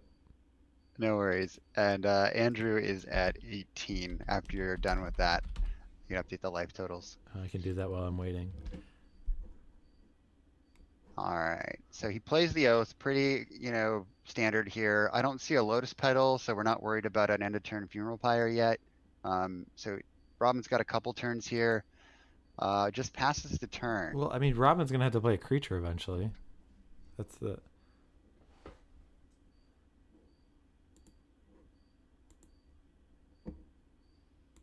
Well, I mean, Robin doesn't have any cards in his graveyard. He doesn't run fetch lands. So, I mean, honestly, as long as he hits his land drops, he can wait. So And he could kill Andrew in one turn. Sure. That's what I would do. How much mana do you need? You need, if you don't have any, you'd need 3 mana to play a Bull Rash Shapeshifter. And then you'd need to discard 2 additional creatures if you had one of the combo pieces in your hand, right? So it's either 6, Yeah. it's 5 mana. it's 5 if you have one of them in your hand, or 6 otherwise. Yep. So he can just play the waiting game here. Does Andrew have swords? no. He does, right? No. No, he doesn't. Does Ooh, not. okay, yeah. He just plays out 6 lands and wins the game. But he needs to play survival at some point, obviously. It'll be interesting if that was like always Robin's game plan. If he's like, I'm not gonna ban the Green White Oath deck, and my plan is to just never play a creature, and eventually draw a survival, and then play it and activate it and get the cards I need, and then I won't, because I don't think Andrew can do anything about it.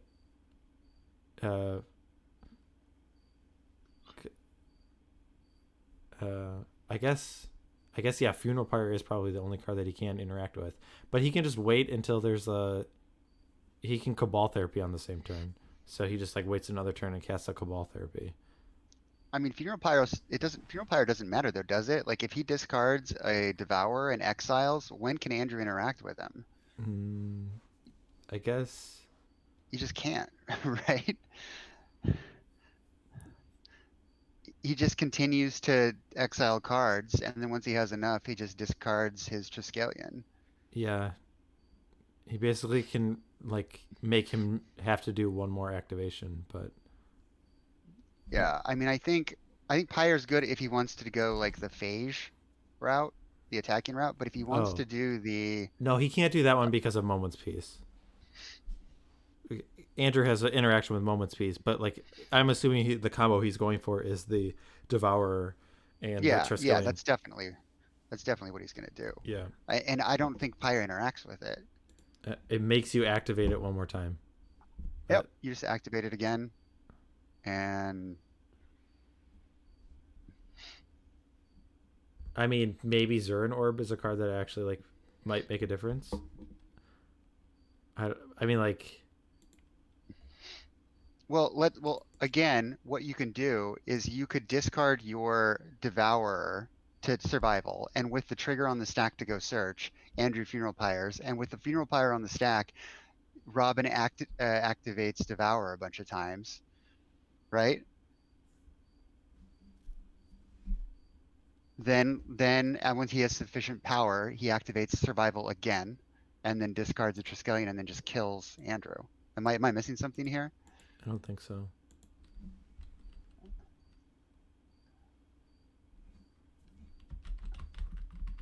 Sorry, I wasn't paying attention to the Limb Duel's Vault activations. I was just trying to think through the interactions. Oh, I haven't. But I don't think Funeral Pyre wins. I mean, it's not any different than like having a Tormod's Crypt, and we had talked about that before. That just makes them spend another mana and have another creature in their hand. But I was saying, like, is there any point that Andrew can get enough, lands and played a Sack to Zurin Orb.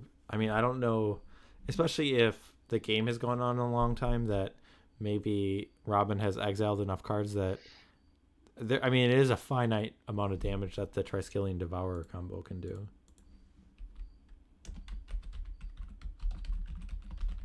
It looks like he's going down to 15. No, I think that 2, 4, 6. I think he's still dead. I think he can exile enough cards. The only thing that Robin has to be careful of is if he goes for that line is exiling the Triskelion. So I would imagine that he's thought of that. He's played this deck enough. So with the Limdol's Vault, he's trying to figure out a way to sculpt the perfect turn. Maybe he just needs the survival. He hasn't played it out yet, but does Andrew run enchantment main? He does, right? Yeah, he has a Seal Cleansing, and okay. He might have an Aura Silence main. I think it might be in the sideboard though. Okay. Yeah, he's got a Seal and an Aura main deck. Okay.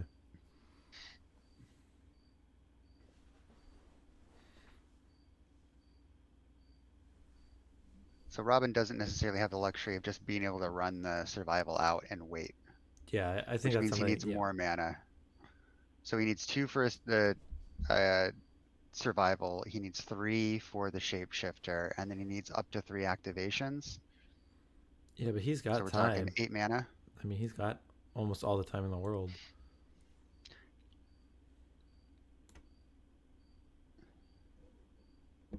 He's at 5 mana. 3 more lands. Andrew's used 1 Funeral Pyre, and Andrew also has a creature. Yeah. Interesting. I don't know if I would have Funeral Pyred my own card. Is Robin at 14 or 15? He's at 14 now. Oh, I see it. Yeah. It's easier to look at Robin's dice than yeah. Andrew's. There's like a slight angle on Andrew's.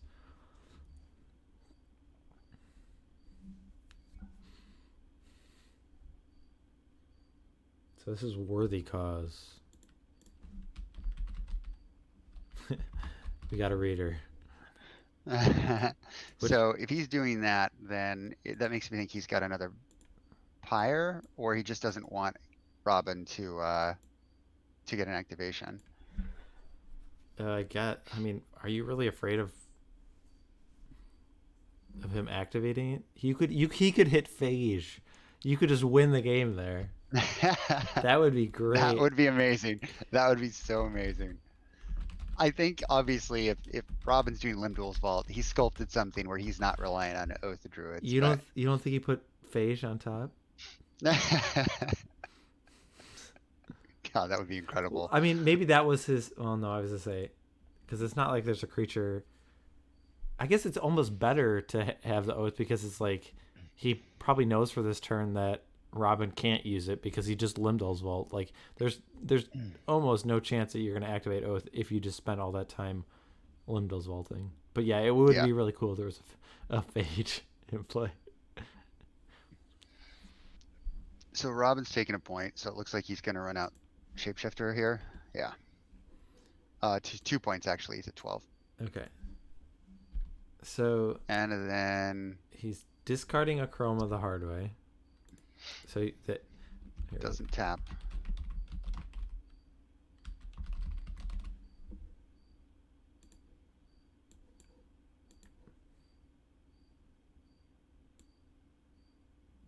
Oh, thing is happening. All right, so he took 6 and then the turn passed. Yep. So it's currently in a Chroma. Dragon Scales. I don't remember that one. I mean, that gives it trample. No, I guess it +1/+2 on Vigilance, but I guess I didn't realize it was in the deck.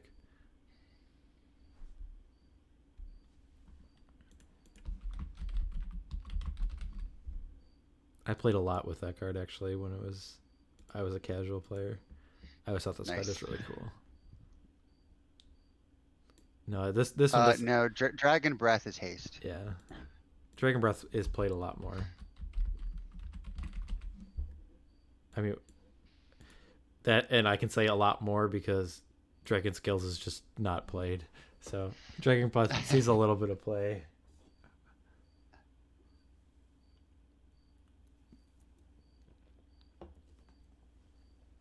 All right, so Phantom Neshoba is the only target, so that's what comes into play, and it is not hasty, but it is vigilant.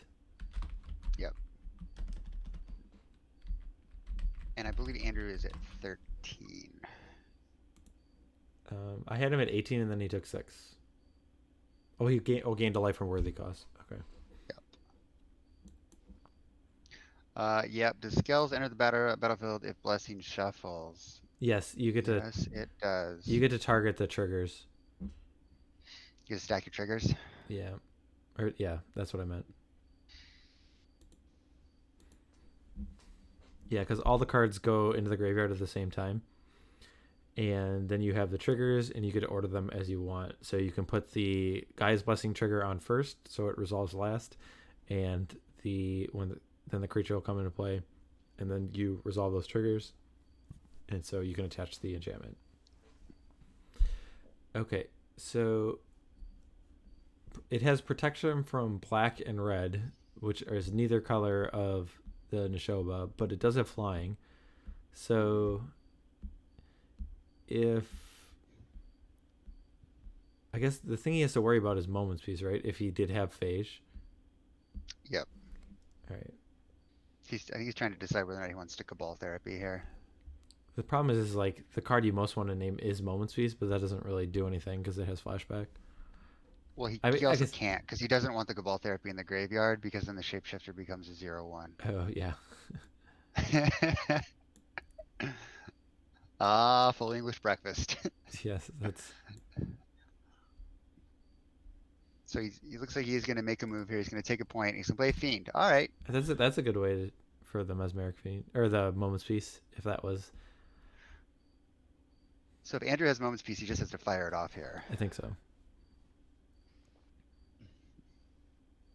Oh, he's using an Enlightened Tutor.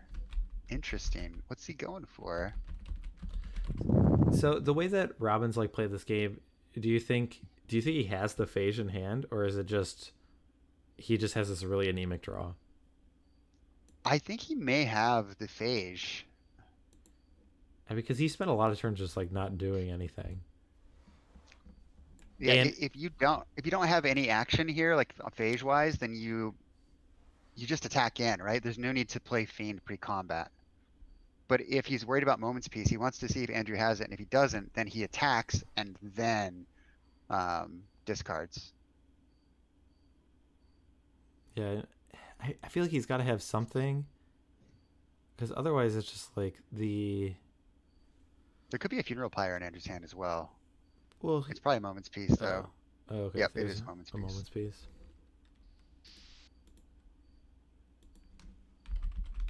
And Worthy Cause, Phantom Neshoba, and Gaea's Blessing. Okay. I think it's a 3 in Andrew's hand.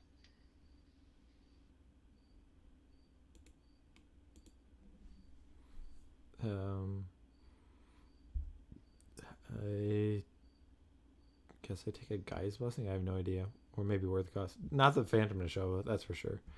Also, I guess we didn't mention the card that Andrew got with Enlightened Tutor was putting a Dragon's Breath on top.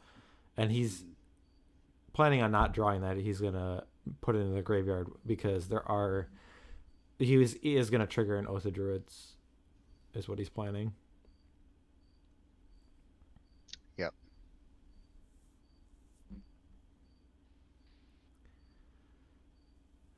So, yeah, I don't know.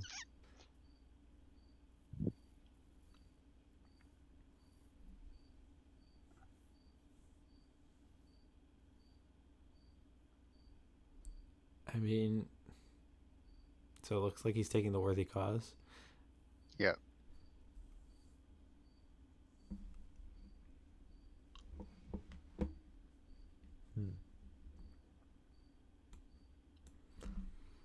I mean, I definitely can see this game like slipping out of Robin's hands from this position.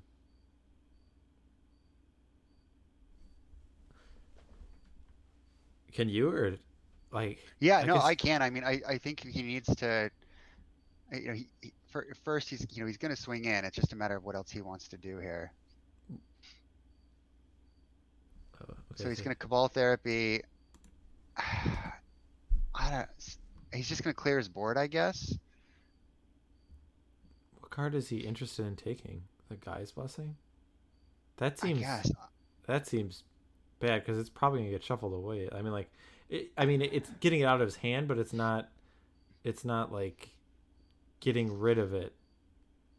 Like Andrew will still have access to it. I mean, so now he has a Why didn't he 1/1. attack first? The Moment's Peace was cast. Oh, that's right. We're still on the Sorry. same turn. This is the same turn. Wow. So he's got a 1/1 fiend. Yeah, Ron, I think you're right. I think he's thinking about preventing an oath trigger here. Okay. And so The thing is though, is just like I feel like the ways that he wins is just like almost doesn't matter. But I guess maybe with 2 Phantom Neshobas in play, if they like get attacked multiple times, then maybe that is too much life. But I don't know. and now Andrew draws the Dragon Breath. I mean that's also a good incentive. He's gonna swing in here for a fair bit of damage, though. So it is a base 7 power, then it has 8 from the Dragon Scales. Yep. So Robin goes to 2. Yeah, and that is not a lot Andrew of goes life. to 20. And I mean, one of his lands is a City Brass. He cannot. Yeah, is it 20 or 20? I haven't met 21. Yeah, 21.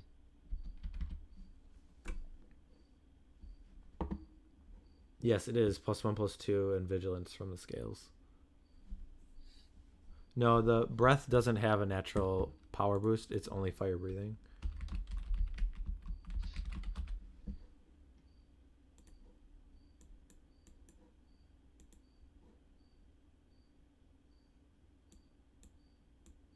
Swings in with his mighty mesmeric fiend.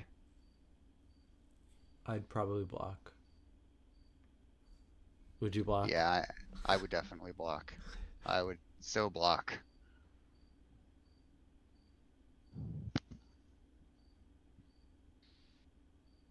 Discard the phage that we think he has. And then they trade. Why would they trade? Because doesn't phage have death touch? No. Plus the Neshoba ability would prevent the damage. Death touch didn't exist at the time. But doesn't it say like whenever Just to a players. creature is blocked No. by a creature, destroy that creature into combat? I don't think so. Oh yeah, you're right. Yeah. But it would be prevented, so the damage would be prevented because of the Neshoba. That's true. Sneaky beast.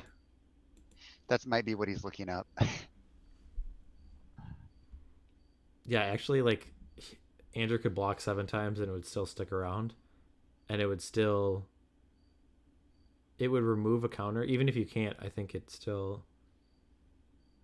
Thanks, Yeah. Phil. Have a good night. Yep. Thanks for tuning in. Yeah. Even if it doesn't even have any counters, the damage is still prevented, the way it's worded. Yeah. And so it's basically an indestructible. Well, not quite, but in combat it's kind of indestructible, because even if it had 0 counters, it would just be a 1/2 because of the dragon skills. And with Phantom Neshoba, is it any damage or is it just combat damage? If damage. Okay. Yeah, red decks hate it. Yeah.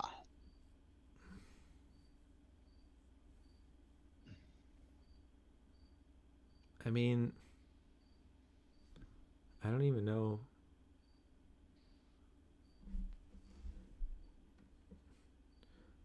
So I'm assuming Andrew gained life, but it doesn't look like a counter was removed. Did he just take? I think Robin's just dead here. I don't know. Andrew neither took damage nor took a counter off his Phantom Neshoba, so I don't know what happened. But that Wall of Blossoms isn't big enough. Robin's just dead, right? Yeah. Okay. Well. Yeah. That was a pretty bizarre game. Yes. I mean, I don't know exactly what the sequence of what Robin Limdell's vaulted into, but it definitely seemed like he should have waited longer. Yeah, agreed. Let's go over to our decks and see if sideboarding makes anything drastically different for either of these players. All right, I have the Oath deck up. Do you like the idea of bringing in like a Crater Hellion or an Iridescent Angel? I guess we'll just start with the Oath targets. The problem is you like don't know exact. I feel like Crater Hellion would be pretty good, but I don't know. I guess it doesn't kill a Chroma, but it kills like all his other guys. I think Crater Hellion could be good. I would bring in Crater Hellion.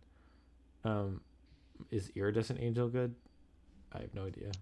I don't think so. I actually think Robin has inevitability, so I like the idea of being a little more aggressive and a little more disruptive. Okay. Back to basics for sure comes in, right? Oh god, yeah. And yeah, back to basics. same with Curse Totem. Breaking against Robin. Curse Totem as well. That seems great. Yep. Curse Totem's very good. Back to basics is very good. I mean, do you think Torment's Crypt is good? I think the thing is, I think it's better than Zerran Orb. Sure. I think if you're patient, I think from that game, I think Robin should have just not done anything until he had like the full combo in his hand, and could have killed him in one turn. I just don't see. I don't see what the downside is. So Mike, we don't know, but he may have missed a land drop and had to play something or discard a card. It's a good question. I think you're right. You just want to wait until you can kill in one turn, and I think Robin knows that. I'm curious if he was at 8 cards and was gonna have to discard something if he didn't play a spell the next turn. Or did he do Limdol's Vault at the end of Andrew's turn? But I mean, I guess so. You're just assuming that Andrew has a Funeral Pyre in hand. I mean, maybe not, but whenever I play him, he certainly does.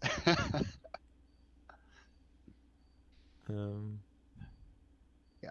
I mean, I think Robin's game plan is to wait, obviously, game 1. Game 2, he might have to be a little fast because he's going to be worried about cards like Back to Basics and the Curse Totem. What does he bring in turn to fight that? Naturalize, right? Okay, let's see. Withered Wretch and Naturalize? Yeah. I mean,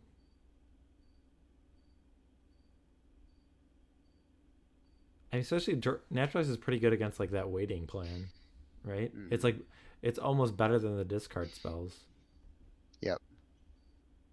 I mean, I'd probably take out Diabolic Intent. Given if your plan is to wait a bunch, I don't think Diabolic Intent. I mean, I don't. I guess it could be okay to like play a creature and then sack it right away, and get a card. But then the creature goes to the graveyard. Yeah, I think that's like pretty unavoidable at some point. Yeah. I like just the Naturalize and the Withered Wretch for Robin.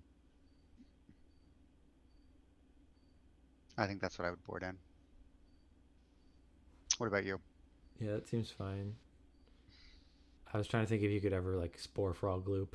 But I think the Funeral Pyres are a little bit too much of an issue. Agreed. Hypnox could be a card that comes in. Could. If it's early and he just drops a turn 3 Shapeshifter with the Hypnox in the graveyard. I think I bring in Hypnox probably. I don't know. What would you? Let's see what you would take out. So you would take out the. Well, I mean, it really depends on like. Are you planning on like being super slow? Because like, is Genesis really bad then? Like, is Squee really bad? Yeah. I don't think Squee is bad. I like Squee because at least Squee will come back to his hand. It won't stick around in the graveyard. So I think I would take out Diabolic Intent and I would take out. But you made it. You seem to be worried about ever having a card in your graveyard to ever like be targeted with Funeral Pyre to trigger Oath. Is what you made it seem like. I am. Robin I am should worried be afraid about of. that. Then you can't discard Squee.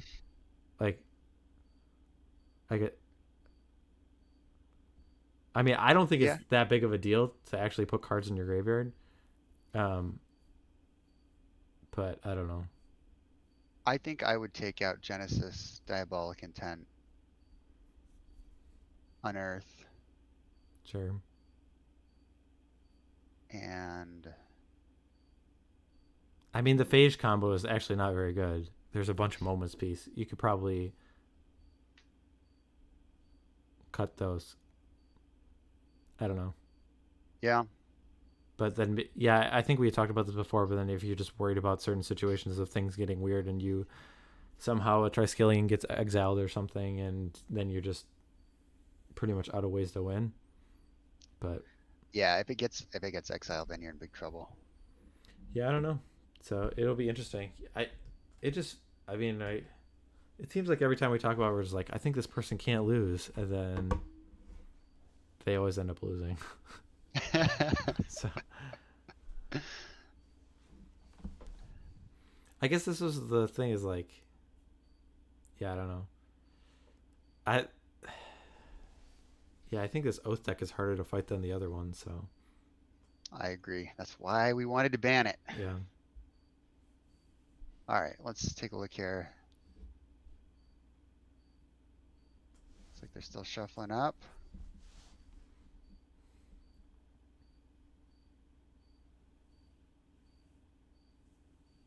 oh, we were just talking about the decks that we would ban at the before the match, and both Flint and I had agreed on banning the Oath deck that Andrew is currently playing. Not talking Yeah. about cards. We're talking about banning for the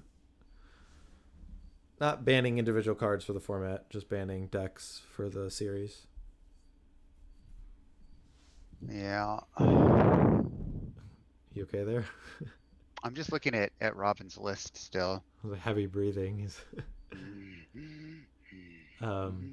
yeah, someone heard ban and their ears perked up. So just a natural God. natural Premodern tendency. If I see one more ban a card or unban a card discussion in the online group, ugh. I don't know. I just scroll past it. It's not that it doesn't bother me. You don't get sucked in like some of us. Well, I mean, I guess I deal with it all the time in terms of like my typical Facebook feed. It's like there's plenty of posts that like I don't know, kind of like trigger certain things. Yeah, Pike Knight. Let's get that guy out of here. Got enough of him. I have actually cast this guy several times. He is in the battle box that I have. I believe he's from Ice Age. Yes. Do you know what a battle box is? I do not. Okay, so I play with the Channel Fireball one that like Ben Stark posted. It's probably close to like 5 or 10 years old now at this point. But there aren't any lands in the card pool. You have your lands are separate, 5 basics and then 5 of the invasion tap lands. And every turn you can play 1 land, and then you just draw a card off the top. You start with like 3 or 4 cards, and the cards are like designed so they're like a pretty flat power level, and so you're just drawing a spell every turn, and the games just play out in a very grindy fashion. You just play a normal game of Magic like that. Gotcha. So we see a duress. So the cards go into the graveyard, and his targets are land tax, Enlightened Tutor, and Lotus Petal. What do you take? Land tax? I'd take Enlightened Tutor. I mean, like, so it's like, all right, I guess. I might be a little worried about Enlightened Tutor into Oath? back to basics Sure. or Yeah, and this back to basics could come down on turn 2 because there's a Lotus Yeah. Petal. So yeah, if he gets like a plains, that and or then, Curse Totem. Yeah. yeah, I think I would have taken the Line Tutor. Plus, like if like Andrew really wanted land tax, he could just Enlighten Tutor for a land tax, right? Yep. So I don't know. Yeah, it'd be interesting if back to basics causes issues. Let's bring up back to basics. It's one of the great things about Enlightened Tutor against discard as well is having it on top of the library is so protective. Yeah. It's one of the few times where you're like happy that it doesn't go in your hand. Yes. So, all right. So,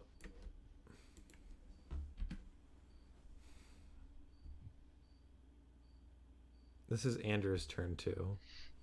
Mhm. So there was no end of turn Enlightened Tutor. Nope. What do you think of that? Maybe he drew. I mean, maybe he's hoping that like Robin taps his mana. Maybe he drew an oath. Scroll Scroll rack. rack. Okay. Hmm.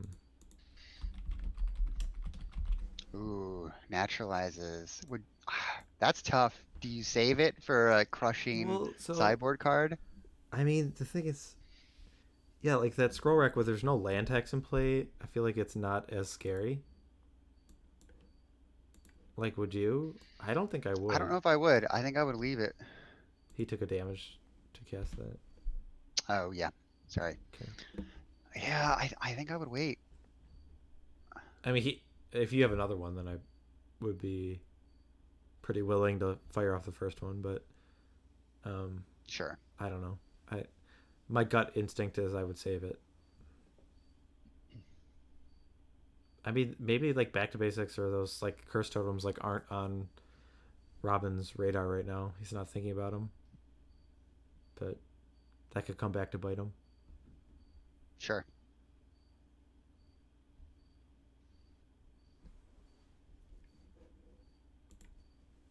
Okay.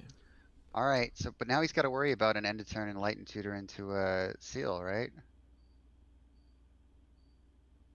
Yeah, you could still get like a decent. Like if you just got Triskelion and Devourer, then you just need to draw like I guess you need a bunch of mana. Then you need like 7 mana to do that. Yeah, I don't know. Oh, so There's the back to back to basics. basics. Interesting. So if Robin only has one card in hand, he right? just has one, yeah. Ooh, man.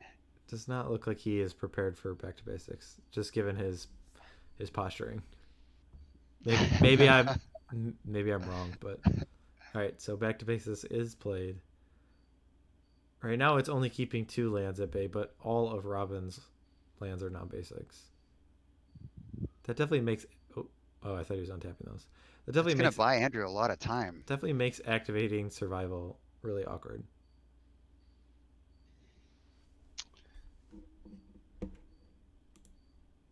Robin does have a Monk Realist in his sideboard. I wonder if he brought it in. Probably. There are a lot of enchantments, so.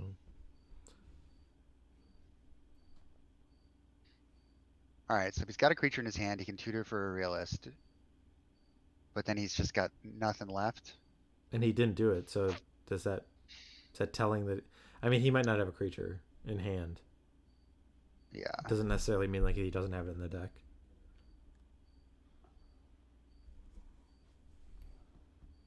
Oh, there we go. That's a very good draw actually, Yeah. because that would allow Very, him to very nice. use the survival over and over, and set up a squee and then get cards. All right. Well, these would be some good cards to naturalize, but this one. Yeah, that's even more of a problem than the back to basics. Yeah, there's still Uktabi Orangutan.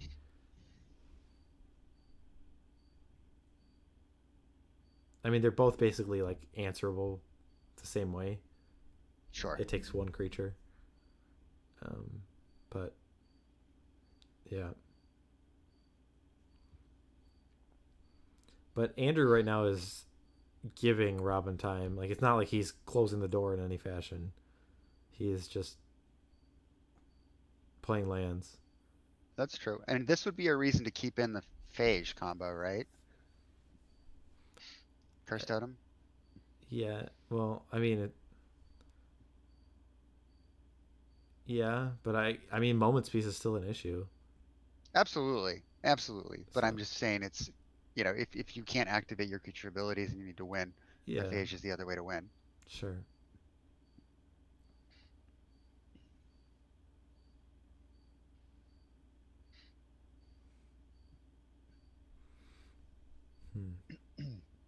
Trying to think that reflecting pool is up there. I'm trying to think what that means. He's gonna activate. Well, it still wouldn't untap. They all can activate. They all can tap. That one does untap though. I don't know why that one's floating up there. He's just hanging out with the rest of the gang. He discarded Genesis, so that one's still in the deck. I don't think he's going to be paying for Genesis's ability very often. Probably not. Hey, oh, so if he's going for a Great Ooh. Will, he's got a Ooh. shapeshifter in his hand, so he's going to try to win this turn. All right, I was going to bring up Genesis, but I will Bring up I will the old pivot. Great Will. Yeah, I will pivot. All right. All right. Yeah, so this is a cool way to get around back to basics. Andrew's thinking here though, so it makes me think that he may have a funeral pyre in his hand, and he's deciding whether or not to pyre the Great Will. Yeah, I think it Yep. makes sense. Yeah, It's the last card in his hand. Robin kind of threw his hands up. I don't know. I don't think he's very happy. So what card did he get with the second activation? Because He hasn't searched yet. Oh, okay. He activated it, so Okay. there should be a survival trigger on the stack to search. Okay. Is there a reason for Andrew to do it in response? I mean, Yeah, because well, maybe not. because this just He gives he wanted to wait and do it in response to casting the shapeshifter. this just gives Robin a little more information. This is like telling him that the Great Whale is exiled. Like Yep. he might have gotten a different card if otherwise. Yep. I don't think there is a difference between Great Whale. I mean, I guess Great Whale's a 5/5, which might be slightly relevant with Shapeshifter. The only advantage I can think of is Palancron's flying, so you could fly into a phage. Yeah, if they we're don't trying to have think of flyers why to Great block. Whale would be better than Palancron. I talked with Robin about this, and I just don't think he has a Palancron and wants to spend the money to buy one, Yeah, I think. if I remember correctly. I mean, Palancron is like $45 or $65 or something. I don't know. And Great Whale's like $3. So. Yeah. Artwork's cooler. The creature type's cooler. Whale is cooler than Illusion, I believe. The artwork is gorgeous on Great Will. Who's it by? Bob Eggleton. All right, back to the game. Shapeshifter is played. He has used some non-basics. Just a few. So what's his life down to? I think he just took 2 because he just tapped 2 City Abrasses. The other Pain lands were tapped already. So he's at 17 still. I have him at Did 15. you get those? I'm at 15.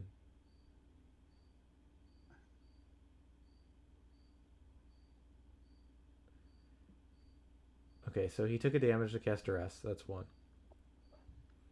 He took a damage to cast Naturalize. That's 2. Did he take a damage to cast Survival? That's 3. And then he took 2 damage to cast the Shapeshifter. That's 5. I don't think it's going to matter. He just discarded a Devour. so he's going to get the Triskelion, and this should be game. So what he's going to do, he's going to... Wait. What? Oh, he's just swinging in? Wait, what? Doesn't... Oh, no, he can't activate. He can't activate because of the Curse Totem, so he has to go the phage route. So, did it... I guess I didn't realize that... I guess we did pass a turn. I didn't see that. I was thinking we were still on, like, Robin's turn, but... Okay, well... Phage got it done. Man, see? Everything is wild. It's just... Ladies and gentlemen, that's why you keep the phage in. Sure. I think we've all learned a valuable lesson here today. Alright, let's go back to sideboards. And reevaluate things. So I think if you didn't bring in Monkreless for whatever reason, you definitely bring that in. Yeah. Naturalize should be in. And Robin may be a little more conservative with what he chooses to naturalize in game 2. Or in game 3, I should say. And do you think he takes out Genesis now and leaves in... well, I guess we don't know what he brought in, but do you think he takes Genesis out? I mean, I would have thought he would have taken it out, but maybe we're just wrong. Yeah, it just doesn't seem like a card that will be that useful. Yeah. Andrew just has so much graveyard interaction, you just don't think that the Genesis is going to sit there for that long. Or like, what situation are you that you want to bring back stuff? Like, what stuff do you usually want to bring back with Genesis? it's usually like Shapeshifter, but that card's not like dying in the traditional sense. Like, how is Shapeshifter getting in the graveyard?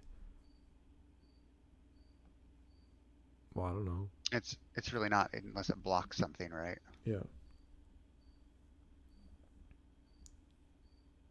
Yeah, it'll be interesting to hear Robin's thoughts on that. Did you see whether or not he changed anything? No, I wasn't looking at their screen. Neither was I. Chat, I don't know if you were, I guess we pulled up the deck Yep, profile yeah. so you can't see, but They could not see. it's a mystery. It loo- TBD. It looks like Andrew is changing stuff. We'll go over his. Yeah, deck Andrew list. is.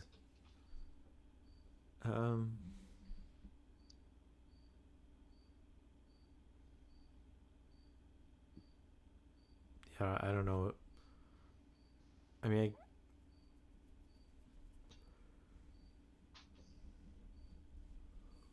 maybe Tormod just- script, but they're fine. But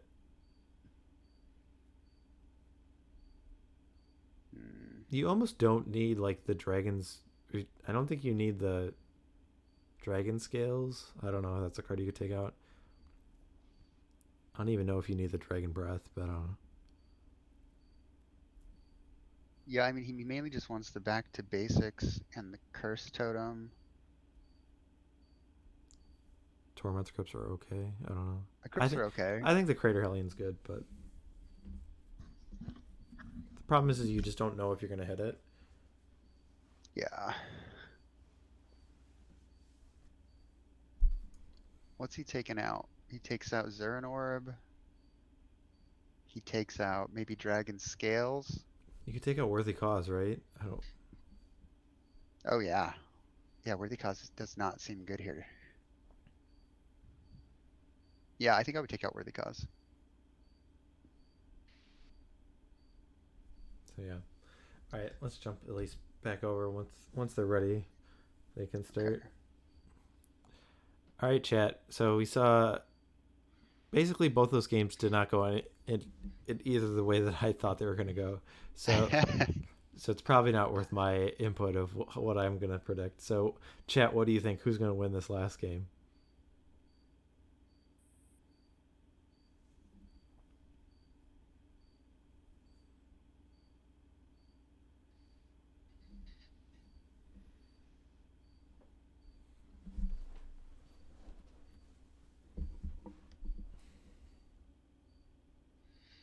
Schrodinger's matchup.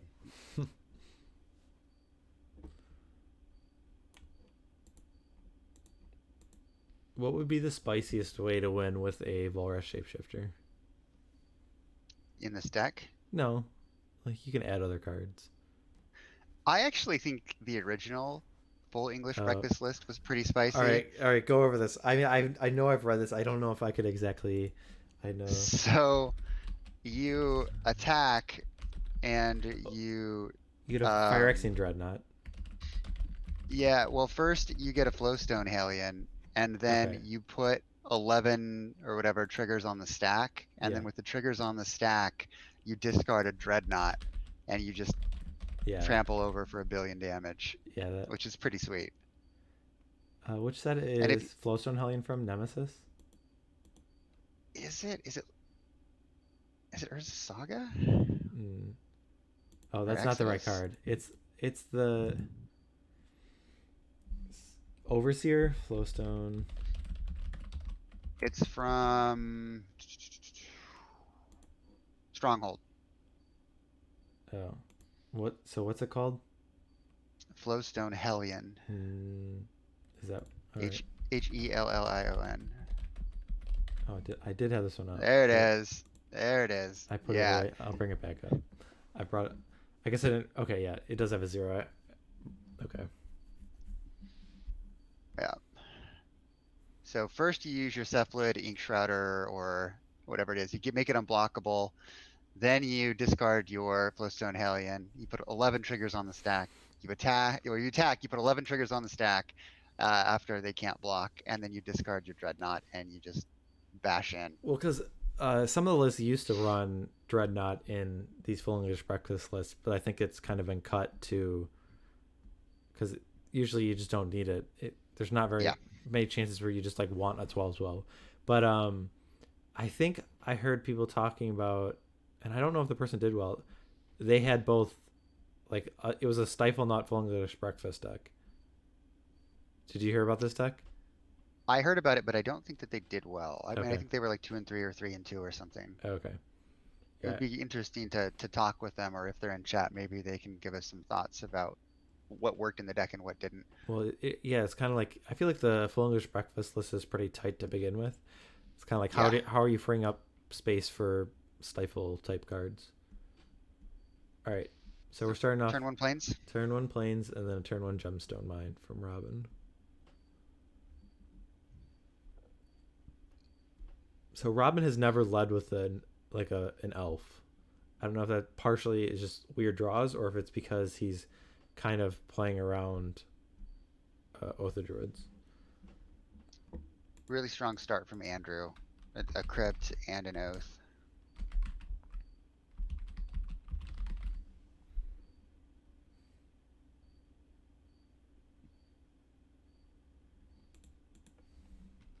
But again, now Robin can play the waiting game, right? So as long as he can hit land drops, he's got the naturalizes in his deck as well. Yeah, I think that's reasonable. He has time to draw into what he needs, and if he has a naturalized but he's at risk of discarding a card, then he'll probably just play the naturalized to take out the oath. Well, I mean, if you have the naturalized in hand, you just wait, right? You just discard another card, and then if Andrew does go for the Funeral Pyre, then you naturalize, because then you've made Andrew give you Spirit Token and made him use a Funeral Pyre. And then, like, if he played another Oath, then you could Cabal Therapy and flash it back. Yeah, no, that's smart. So That would be a better play. Comical Flop says Flowstone Hellion in old rules was such a headache. Yeah, I mean, right, because you'd have to put all 11 triggers on the stack and then also discard your Dreadnought before passing priority, right? That's the way the batch worked. It all resolved at once. yeah, I don't know batch rules, and I don't know what era the batch rules actually existed, but It was right before the stack, that sounds right. I believe. Yeah, I think you had to, both players had to put everything on the into the batch, and then once they both agreed, then it all resolved. You couldn't add anything to it. I mean, it doesn't sound that different of like how the current rules are. You have to respond to all your triggers to begin with, because otherwise, your creature is going to die. Your Volar Shapeshifter is going to die. So, it doesn't sound that different. So, an Enlightened Tutor is being cast, and it's getting the issue another Torment Script. Okay. So he's just doubling down on this Torment Script plan. Yep. All right. Yeah, 6th edition was the stack. Ron, you're correct.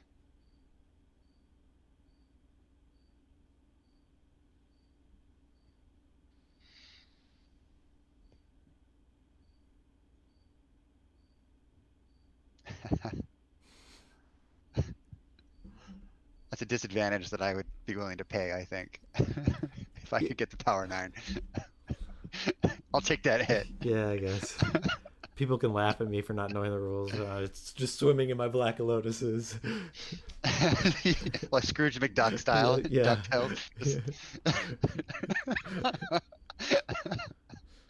Diving into a giant vault of, of Power ancestral 9. recalls. Yeah. Alright, so there's the survival.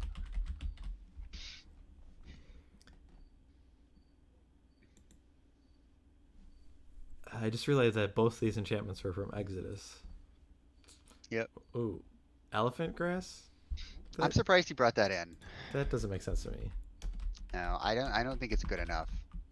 What is that? I mean, unless there's a card that's just really bad to take out. Is he? I mean, he's not. Is he thinking of it because of the black ability, black portion, or is he just thinking like it's a propaganda kind of thing? I think he's thinking of it as a propaganda. Okay. Because there's no way Robin discards the Phage before he declares his attacker. Just prevent those mesmeric fiends from getting in there. Stops the Hypnox, if that's what it comes to. I don't know. But yeah, this also from this board state, it's like you're dedicating yourself to paying a bunch of mana. I don't know. I feel like the card bringing it in is questionable, but the timing of it doesn't make sense to me either. So what card is just played? Oh, a moment's peace. A moment's peace. Isn't Wait. this at the end of Andrew's turn? Wait. Oh, I think Andrew thought that it was during Robin's turn, and so he played the moment's peace because he got scared. But no, this is the end of Andrew's turn. he was So thinking I that a think mesmeric fiend was being played, and he was gonna just cast moment's peace that was in the graveyard, but mesmeric fiend was not being cast. It was just survival was being activated. Right? That's your understanding? that's it's either that or he was thinking that maybe Robin. No, it's got to be that, right? Maybe he was thinking it was being cast. This is at the end of Andrew's turn, though, I believe. Yeah. Because he still has the 2 tapped from the playing the survival. Yeah, so he's trying to sculpt his hand so he can just drop a shapeshifter and kill immediately. Ooh, I got a question. What do you think about Ooh. Robin tapping his reflecting pool to the left? I his noticed basic that. lands to the right. Is that something he always What does? kind of a monster is he? I guess that's It's to your the thing. right, everybody. I mean, I don't have a problem with people tapping it all one direction, but it just seems weird to have it like split. Like, It does seem a little weird. because I mean, my natural tendency is just always do the same motion because I've just done it for so long. I could see like if you've always done it to the left, that would make sense. But it seems like it would like feel very uncomfortable for me to be so used to tapping it one way to like tap a card the other way. It doesn't go that way. I can't do it. No. It's like an OCD thing. It's like, oh no. There would be a strain in my muscle. I would feel it. So he's going for a squee here. He's gonna take a point from the city and go to is he going to 19? Yeah. Yeah. I guess He's Andrew. gonna discard the squee. I might have missed a fetch from Andrew right at the beginning. So he's probably not gonna activate again this turn. He's probably gonna force a crypt activation from Andrew on the squee trigger. Do you think Andrew bites? If I'm Andrew, I don't know if I do. I think it. I mean, having How much mana does two, he has? it makes it more appealing, right? If you have 2 Torment Script, getting rid of the squee seems okay, but I don't know. Maybe I do. The card advantage for Robin is pretty important here.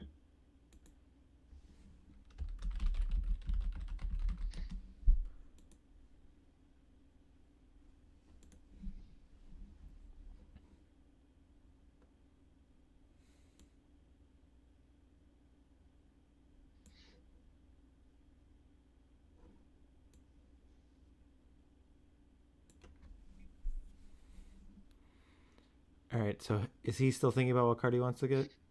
Yeah. It's interesting. So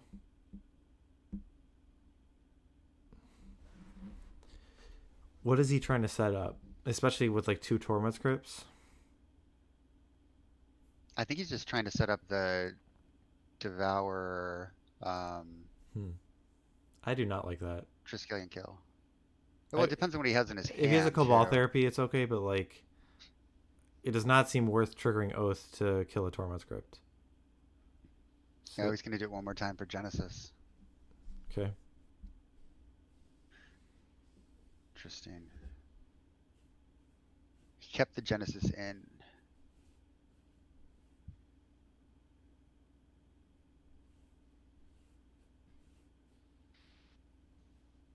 There's a Monk Realist. I guess, alright. Maybe his plan is just to blow up the Oath and the Torment Script. Well, he knows it's just a moment's peace in Ender's hand anyway. It's not another Oath that he has to worry about. Sure. I mean, Makes that could change sense. quickly, but Yeah. That's how it always works. You destroy one or you make him discard one and it's the next card they draw, right?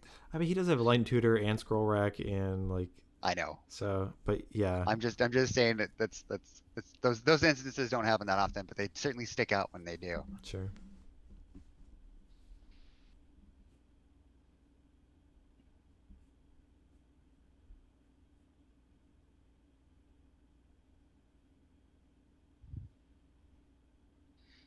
So let's see. Squee trigger on the stack. Andrew lets him have it. Interesting. I mean, I No, guess no. Did he just draw a card? Oh yeah. Okay. No. For some reason I thought he worldly tutored. And I was like, no, don't draw. oh, But no, he I'm like, yes, he drew a survived card. for I don't. Maybe he is valuing his crypts higher because he does know about the orangutan in his hand. I don't know. Um, He's thinking of taking a point. he is. So there's the realist Things are getting on the real. oath for realsies. Oh, he didn't blow up the elephant grass. Shockingly, no. Oh, So the orangutan's gonna get the lotus petal, right? yeah. All right. We've got this game figured out, folks. That's why they pay us the big bucks to do the commentating.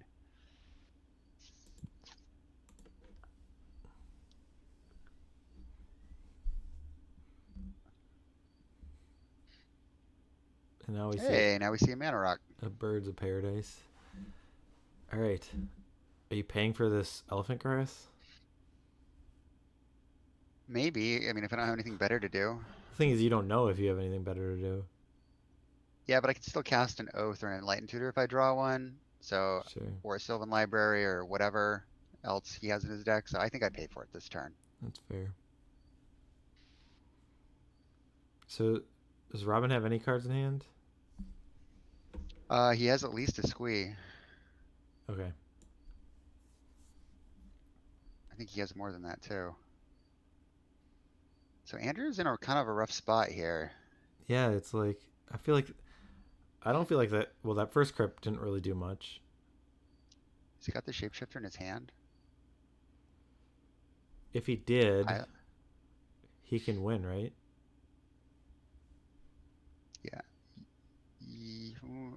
So yeah, but he needs to Squee for. I mean, he needs to get the Triskelion in his hand Sure. along with the Devour, right? Yeah, but that doesn't matter. So maybe he squeezed for a Triskelion and then he discards a different card to get a. Yeah, he would need to have Devourer? another creature because he wouldn't be able to discard the Devourer because then that would give Andrew an opportunity to exile it. Yeah, he can't discard the Devourer to get the Triskelion. So I mean, he can, but he runs the risk of exiling his Triskelion. Yeah,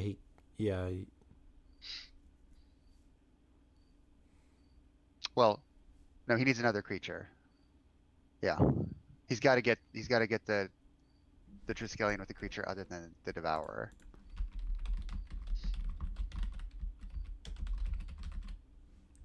So would you just play Volra's Shapeshifter then? I don't.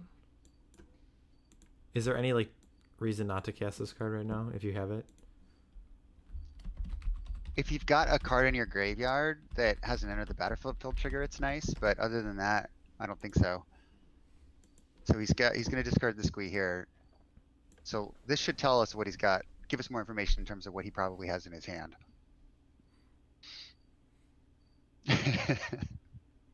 We are so esports. Yes, most definitely.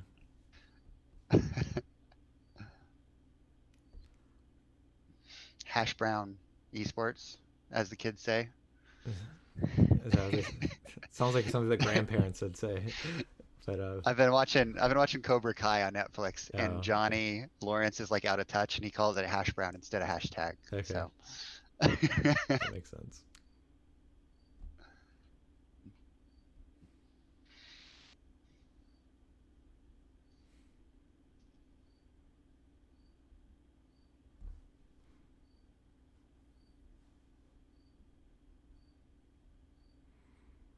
Yeah, I'm kind of waiting. I guess I don't know. It's hard to predict what's going to happen when we don't really know what's in Robin's hand. So, a Chroma. Interesting. So is he going for a? So, but the problem with the phage kill is like you need like Crypt does do something against that, right? Mm-hmm. Like I'm confused now. Yeah, I don't know. But we do see the shapeshifter come down. I mean, okay, so one advantage it could be is like, I'm gonna discard this Acroma and be attacking for 6. Now you have to use your Tormod's Crypt. Yeah. I'm like, Put a I'm clock forced. on him? I'm forced. Yeah. Like this is a clock that you have to respect. I mean, that's okay then. If that's your train of thought, I don't think like going for the phage kill makes any sense because unless I'm missing something, like the phage kill doesn't work through a Torment script.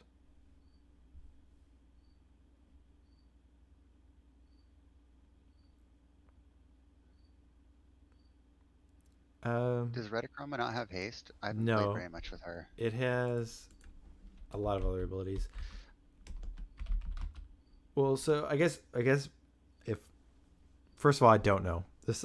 If I try to defend it, I will say Angel Fury. That definitely sounds like a card that might have haste, and they just wanted to put every ability and make the card more playable, so they put it on the white one. And I think it was more of just like we're not going to reuse. I guess he had to reuse flying, but it was just more. I don't know. I don't have a good explanation.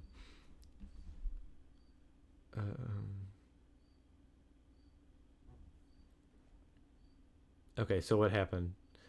He Not, wastelanded the reflecting pool. Robin passed the turn with 2 mana open, and then Andrew wasted the reflecting pool, and now is casting a Gaia's Blessing. so Andrew let the elephant grass die? Yep. Okay.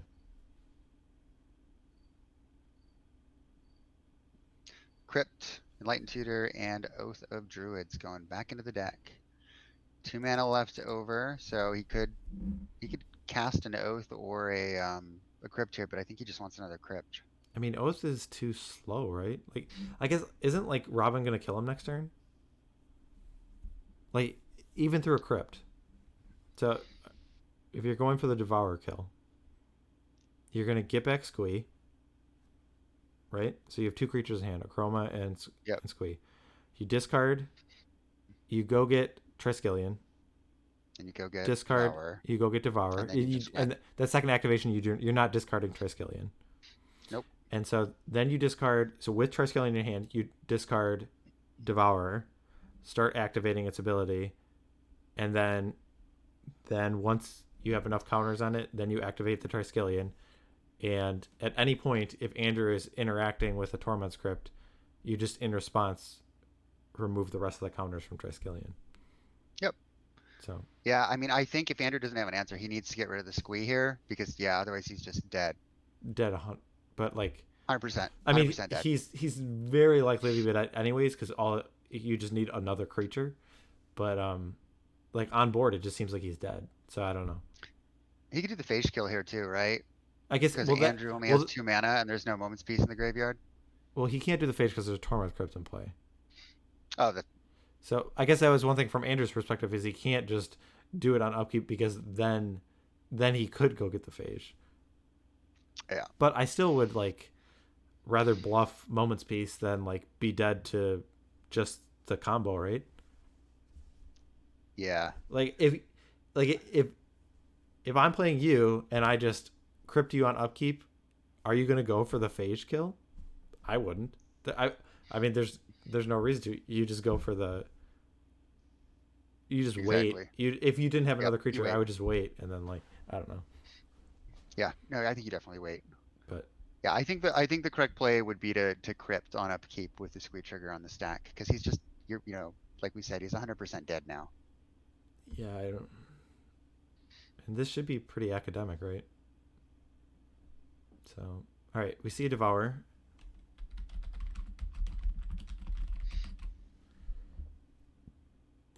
Why discard the Devour? Why not just discard the Acroma? And go get the Triskelion, and then you just have it all in your hand. Because now, yeah, this is wrong. Because now, if you, I guess because now you have the chance of exiling the Triskelion, right? Well, he needs the Triskelion in his hand. Is the issue. But I'm saying like, if he yeah, now what is? Because now what is he discarding to go get Triskelion? Because if he starts activating Devour, then he has a chance of. I guess he can activate it 100 times and respond to all those triggers by activating Survival. I don't understand the sequencing. The correct way to do it is just to. How we explained it before. Yeah, yes. I guess we don't need to explain it again. And it looks like, is Andrew just preemptively? Well, I don't know if Robin had announced like stacking priority, stacking a certain number of triggers. All right. Is there maybe the Triskellion's in his hand? Maybe, and the Crypt is on the stack, so Robin still wins. As long because as Andrew can't as long as respond that now. Triskelion doesn't get exiled. I mean, I guess It's very true. there could be a Phage and a Chroma as a backup. I don't know. Uh, I'm gonna stop talking and we'll just see what happens. Well, yeah, let's just see what happens. Okay. I think he might have enough counters that.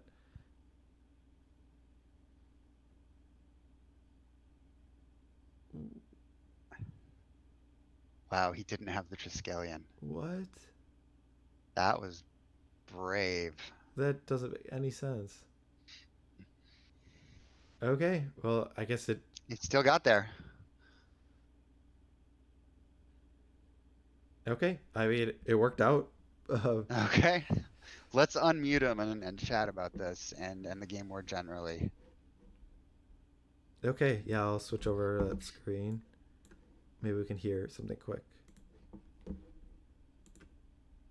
You bitch, because I played the birds. So I was like, wait, I can't win against it. So I had to wait the full turn, and I was super scared of you crypting away just my screen. Hey guys. So it was just like, God. Punt Fiesta. I'm gonna unmute them. Mute, yeah. Can you guys hear me? We have you unmuted. I don't know. We have you unmuted. Alright. Hi guys. Sorry for all Hello. the punts. Is this the punt fiesta? This is a punt fiesta. The first punt was not banning Oath and playing zombies. That was punt number 1. So I started very early with my punts. Yep, we agree. Then there was not reading what Phantom Nishoba does. That's also kind of high on the list. So they were quite a few. Phage wasn't going to kill that Nishoba. Phage was not going to kill that Nishoba. Yeah. And then I guess, as you probably figured out here at the end, I could have won a turn earlier, but I just randomly played the birds. And for every Krypton play or for every interaction against this deck, you need an extra creature land. My other 2 cards were lands, so I only had 1 creature to pitch. So I was like, oh, okay, I can go off. And I was like, wait a minute, I have no other creature to pitch in response to the Crypt because I played the stupid birds. So I had to wait a turn, get my squee back, and then do. So that was a minor punt, but. And Robin, on that last turn, why didn't you discard your squee and then discard your Chroma to make sure you had the Triskelion in your hand so you didn't exile it with Devourer? Let's see. The last end of turn before I untap to win.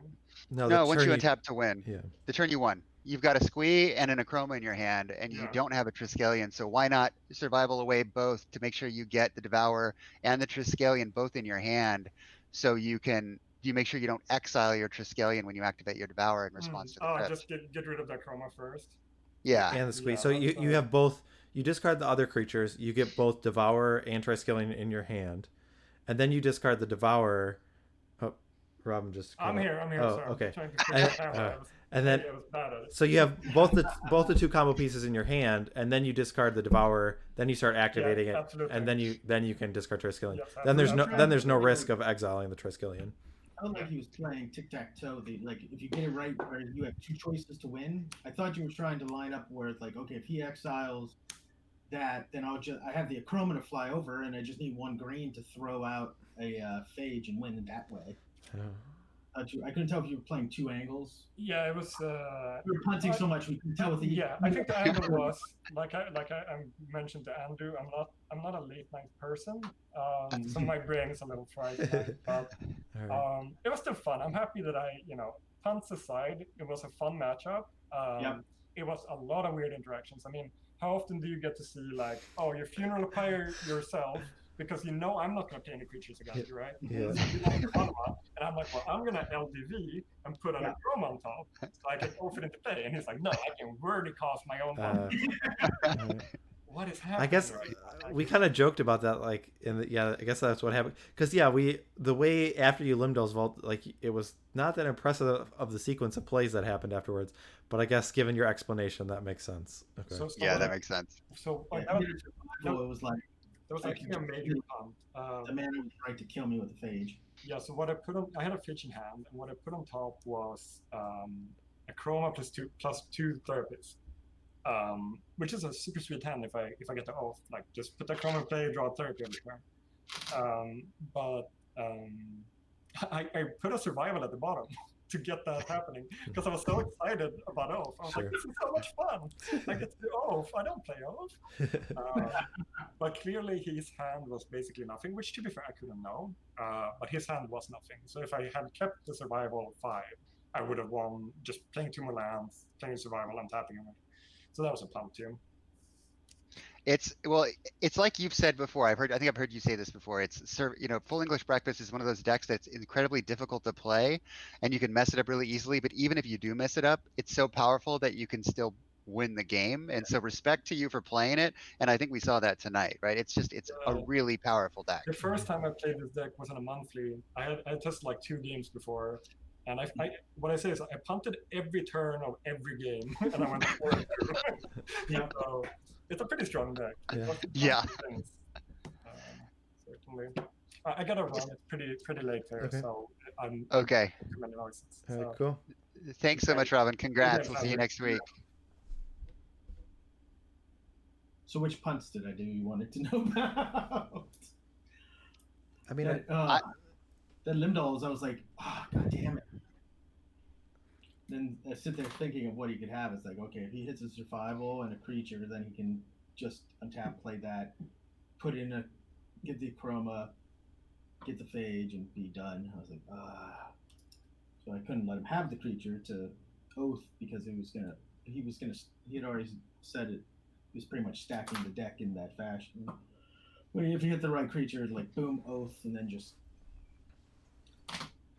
Yeah, I mean, I can't think of as many like plays from your perspective that I was more critical about. I guess the only time I was bringing in the elephant grass. I guess I wasn't as high on, but I don't know what you took out for it. But how did you end up boarding? Do you remember? Put in, let's see, back to basics, 1 grass instead of 2, just because I wanted it just in case. Raider, Hellion, which is good if I ever get to it. Yeah, we agree with that. Angel, yeah. Curse Totem, which the whole time he's like, don't get a Curse Totem, don't get a Curse Totem. And the Tor mods. I think I took out one Nashoba, Worthy Causes. Okay. Yep. Zern Orb. Yep. 1 land tax. Scroll Rack. Most of it was just like I didn't know, like if I put in and I was debating taking out all the land taxes just because it's not fast enough necessarily, but it might be if you hit something else because like when Robin saw me hit like back to basics followed by Curse Totem, it's like all your hate's coming up. I was like, yeah, lucky doesn't mean I'll win. Yeah, oh, go ahead. Go. Oh, no. I was gonna say when we were looking at the matchup, we were just thinking that Robin could pretty much not do anything, play a survival, and then like just win on the spot. So we weren't sure like what you were gonna do from your perspective because there weren't. Like Tormod script was like the only interaction you really had at that point. So yeah, if I had a funeral pyre, that would have been useful, but. Well, I guess there's certain lines that he can take where that doesn't matter. Yeah, I guess technically, one line that we didn't think of, Michael, was Andrew technically has a wasteland, so he could hope to draw into a wasteland, waste one of Robin's lands, and then funeral pyre it. But other than that, yeah. Yeah, that would be it. Yeah. I think Robin, what if he's going for that plan? He has to know there's a possibility that there's an Oath going to trigger, but it's still even if Oath triggers and Andrew gets in 2 attacks, he still would have 2 turns or to set up his combo kind of thing. Yeah. So. Yeah. I think. Go ahead, Andrew. I'm sorry. I was just gonna say it was the first time it popped in my head of doing the. I was gonna be able to potentially Oath, but he was Cabal Therapy or no, it was Mesmeric Fiend, and I was like. I cast it and I was like, oh crap, I'm gonna Oath anyways, and then it popped in my head. It's like just get the Dragon's Breath. Yeah. And then hasty. And then he got rid of his creatures. Yeah, I was like, that game was crazy. We just kept doing stuff neither of us expected, and we kept going, oh, how many lands you got in your 7? 1, 2, 1. Okay, let's go to 6. How many? 1. Okay. keep going. So I had one game. That last game I had at 6. I would have had planes into land tax, but it would have been me on the play, so I'd have to wait effectively an extra turn. And he could play birds or something and have other mana, so he might not have to play another land for a turn or two. So that was going to be too slow. It's like I wouldn't expect that he'd have to play something. I mean, he could play forest, bird, and then next turn monk realist, and I'd be completely hosed. So yeah, we both were very land screwed in lots of our malls. Mm-hmm. Well, you definitely you made it fun to watch. There was lots of unexpected plays, and I think Mike at one point you were like, "Well, I didn't expect that to happen. It did not play out the way I thought it was going to." Yeah. When he was doing the in the last game, Robin was like doing math and stuff, and we're looking and we're like, I think Hoyp's going through like he could have won last turn by going da da da or da da da. We're watching, like, look at him. I can't be that precise when I don't know everyone's hands. So yeah, but like grinding through. Sometimes I get distracted anyways, and I'm talking about some random thing anyways. So don't think that I'm analyzing every play of you guys. We're like, well, if he does this, flip the chalkboard. Okay, here's another option. I'm talking about swimming in a pool of black lotuses. That's what I'm talking about. Yeah, we were talking about that. I think probably. Yeah.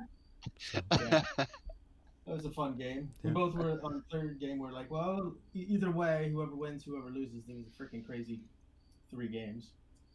For sure, they were fun to watch. All right. Cool. Well, Thanks. any final thoughts before we let you go, Andrew? Nope. All right. I still can get 2-2-2 if I win it. All right. All right. Sounds good. Well, thanks so much. We'll see you next week. All right. Later, guys. Bye. Bye. All right. I'm going to jump over to our standings. So this was our standings prior to our matches tonight. So we saw Ron play Patrick. So Ron got the win. So he's now in comfortable lead. Well, I don't know if comfortable is the right word, but he's in first at 4-0-1. Patrick is now 3-2. Still in good shape. And then Andrew and Robin played. Andrew is now 1-2-2, while Robin picks up his second win, is at 2-3. So I guess there's still, like, Robin still has some hope. I mean, like, if he wins out and goes 4-3, I don't know all the permutations, but maybe there's a chance he can sneak into fourth. I'm not sure, but so yeah, that's maybe. I think Ron definitely he's got a top 4 spot locked at this point. Yeah. I don't think, and yeah, that'll be interesting. Like, I don't know if that'll change what Ron bans or how he plays in the other games. Like, if he just gets more casual about things. But I think there is a seeding advantage. Is that what we said? Like, in terms of the top 4, that's a higher seed. Be. So I guess he has an incentive to just win as many matches as he can. So. Yep. I'll bring up our schedule. So we saw our 2 matches tonight. On Wednesday, we start again at 9:30 Eastern. Our first match is between Mike Harris and David Daniel. And then we have Jared Doucette against Michael Arnold. So those should be some fun matches. The only other thing I want to note is there should have been a slide during the intermission talking about the Fall Brawl. It's one of we do it twice a year, one in the spring fling, and then one in the Fall Brawl. And it's similar to a monthly, but it's like we make it a little bit bigger, change the format a little bit. And it is starting at the end of this week. So registration is open through the end of this week until the end of Friday till 11:59 p.m. Eastern. And in order to register, you need to fill out a link. You also need your deck list at the time. And I only recently put up the registration link, and so far we have not very many people turned in their registration. So make sure if you're interested in playing to get in your registration right away. I'll get on that. Sorry, Mike. Okay. I'll get on that. All right. Were there any other words that you wanted to add, Flint, before we go? I don't think so. I mean, this is a fun night, really interactive games. I think, as usual, just check out our friends the show, and yeah, I'm looking forward to seeing how the rest of the series plays out. Yeah, so the '90s MTG, they were streaming Premodern earlier tonight. It's possible they're still going right now. I don't know. I know they started a little bit earlier than us, but they play Eternal formats, and every now and then they play Premodern, and they were playing tonight. So if you want more Premodern content, you could check out their stream. Either watch their VOD or eventually gets loaded to their YouTube channel. So that's another source of Premodern entertainment. Otherwise, you can catch this on YouTube. I also make some other videos in terms of what I play in the monthly, and also every now and then I get some games in with Flint that we record. We also do a few other series and whatnot. So there's content there on the Cloud Goat Rangers, my YouTube channel. But other than that, we'd like to thank everyone for tuning in, and thank you for your support. And we hope to see you Wednesday and for the rest of the series. Thanks, everyone. Have a good night, everyone.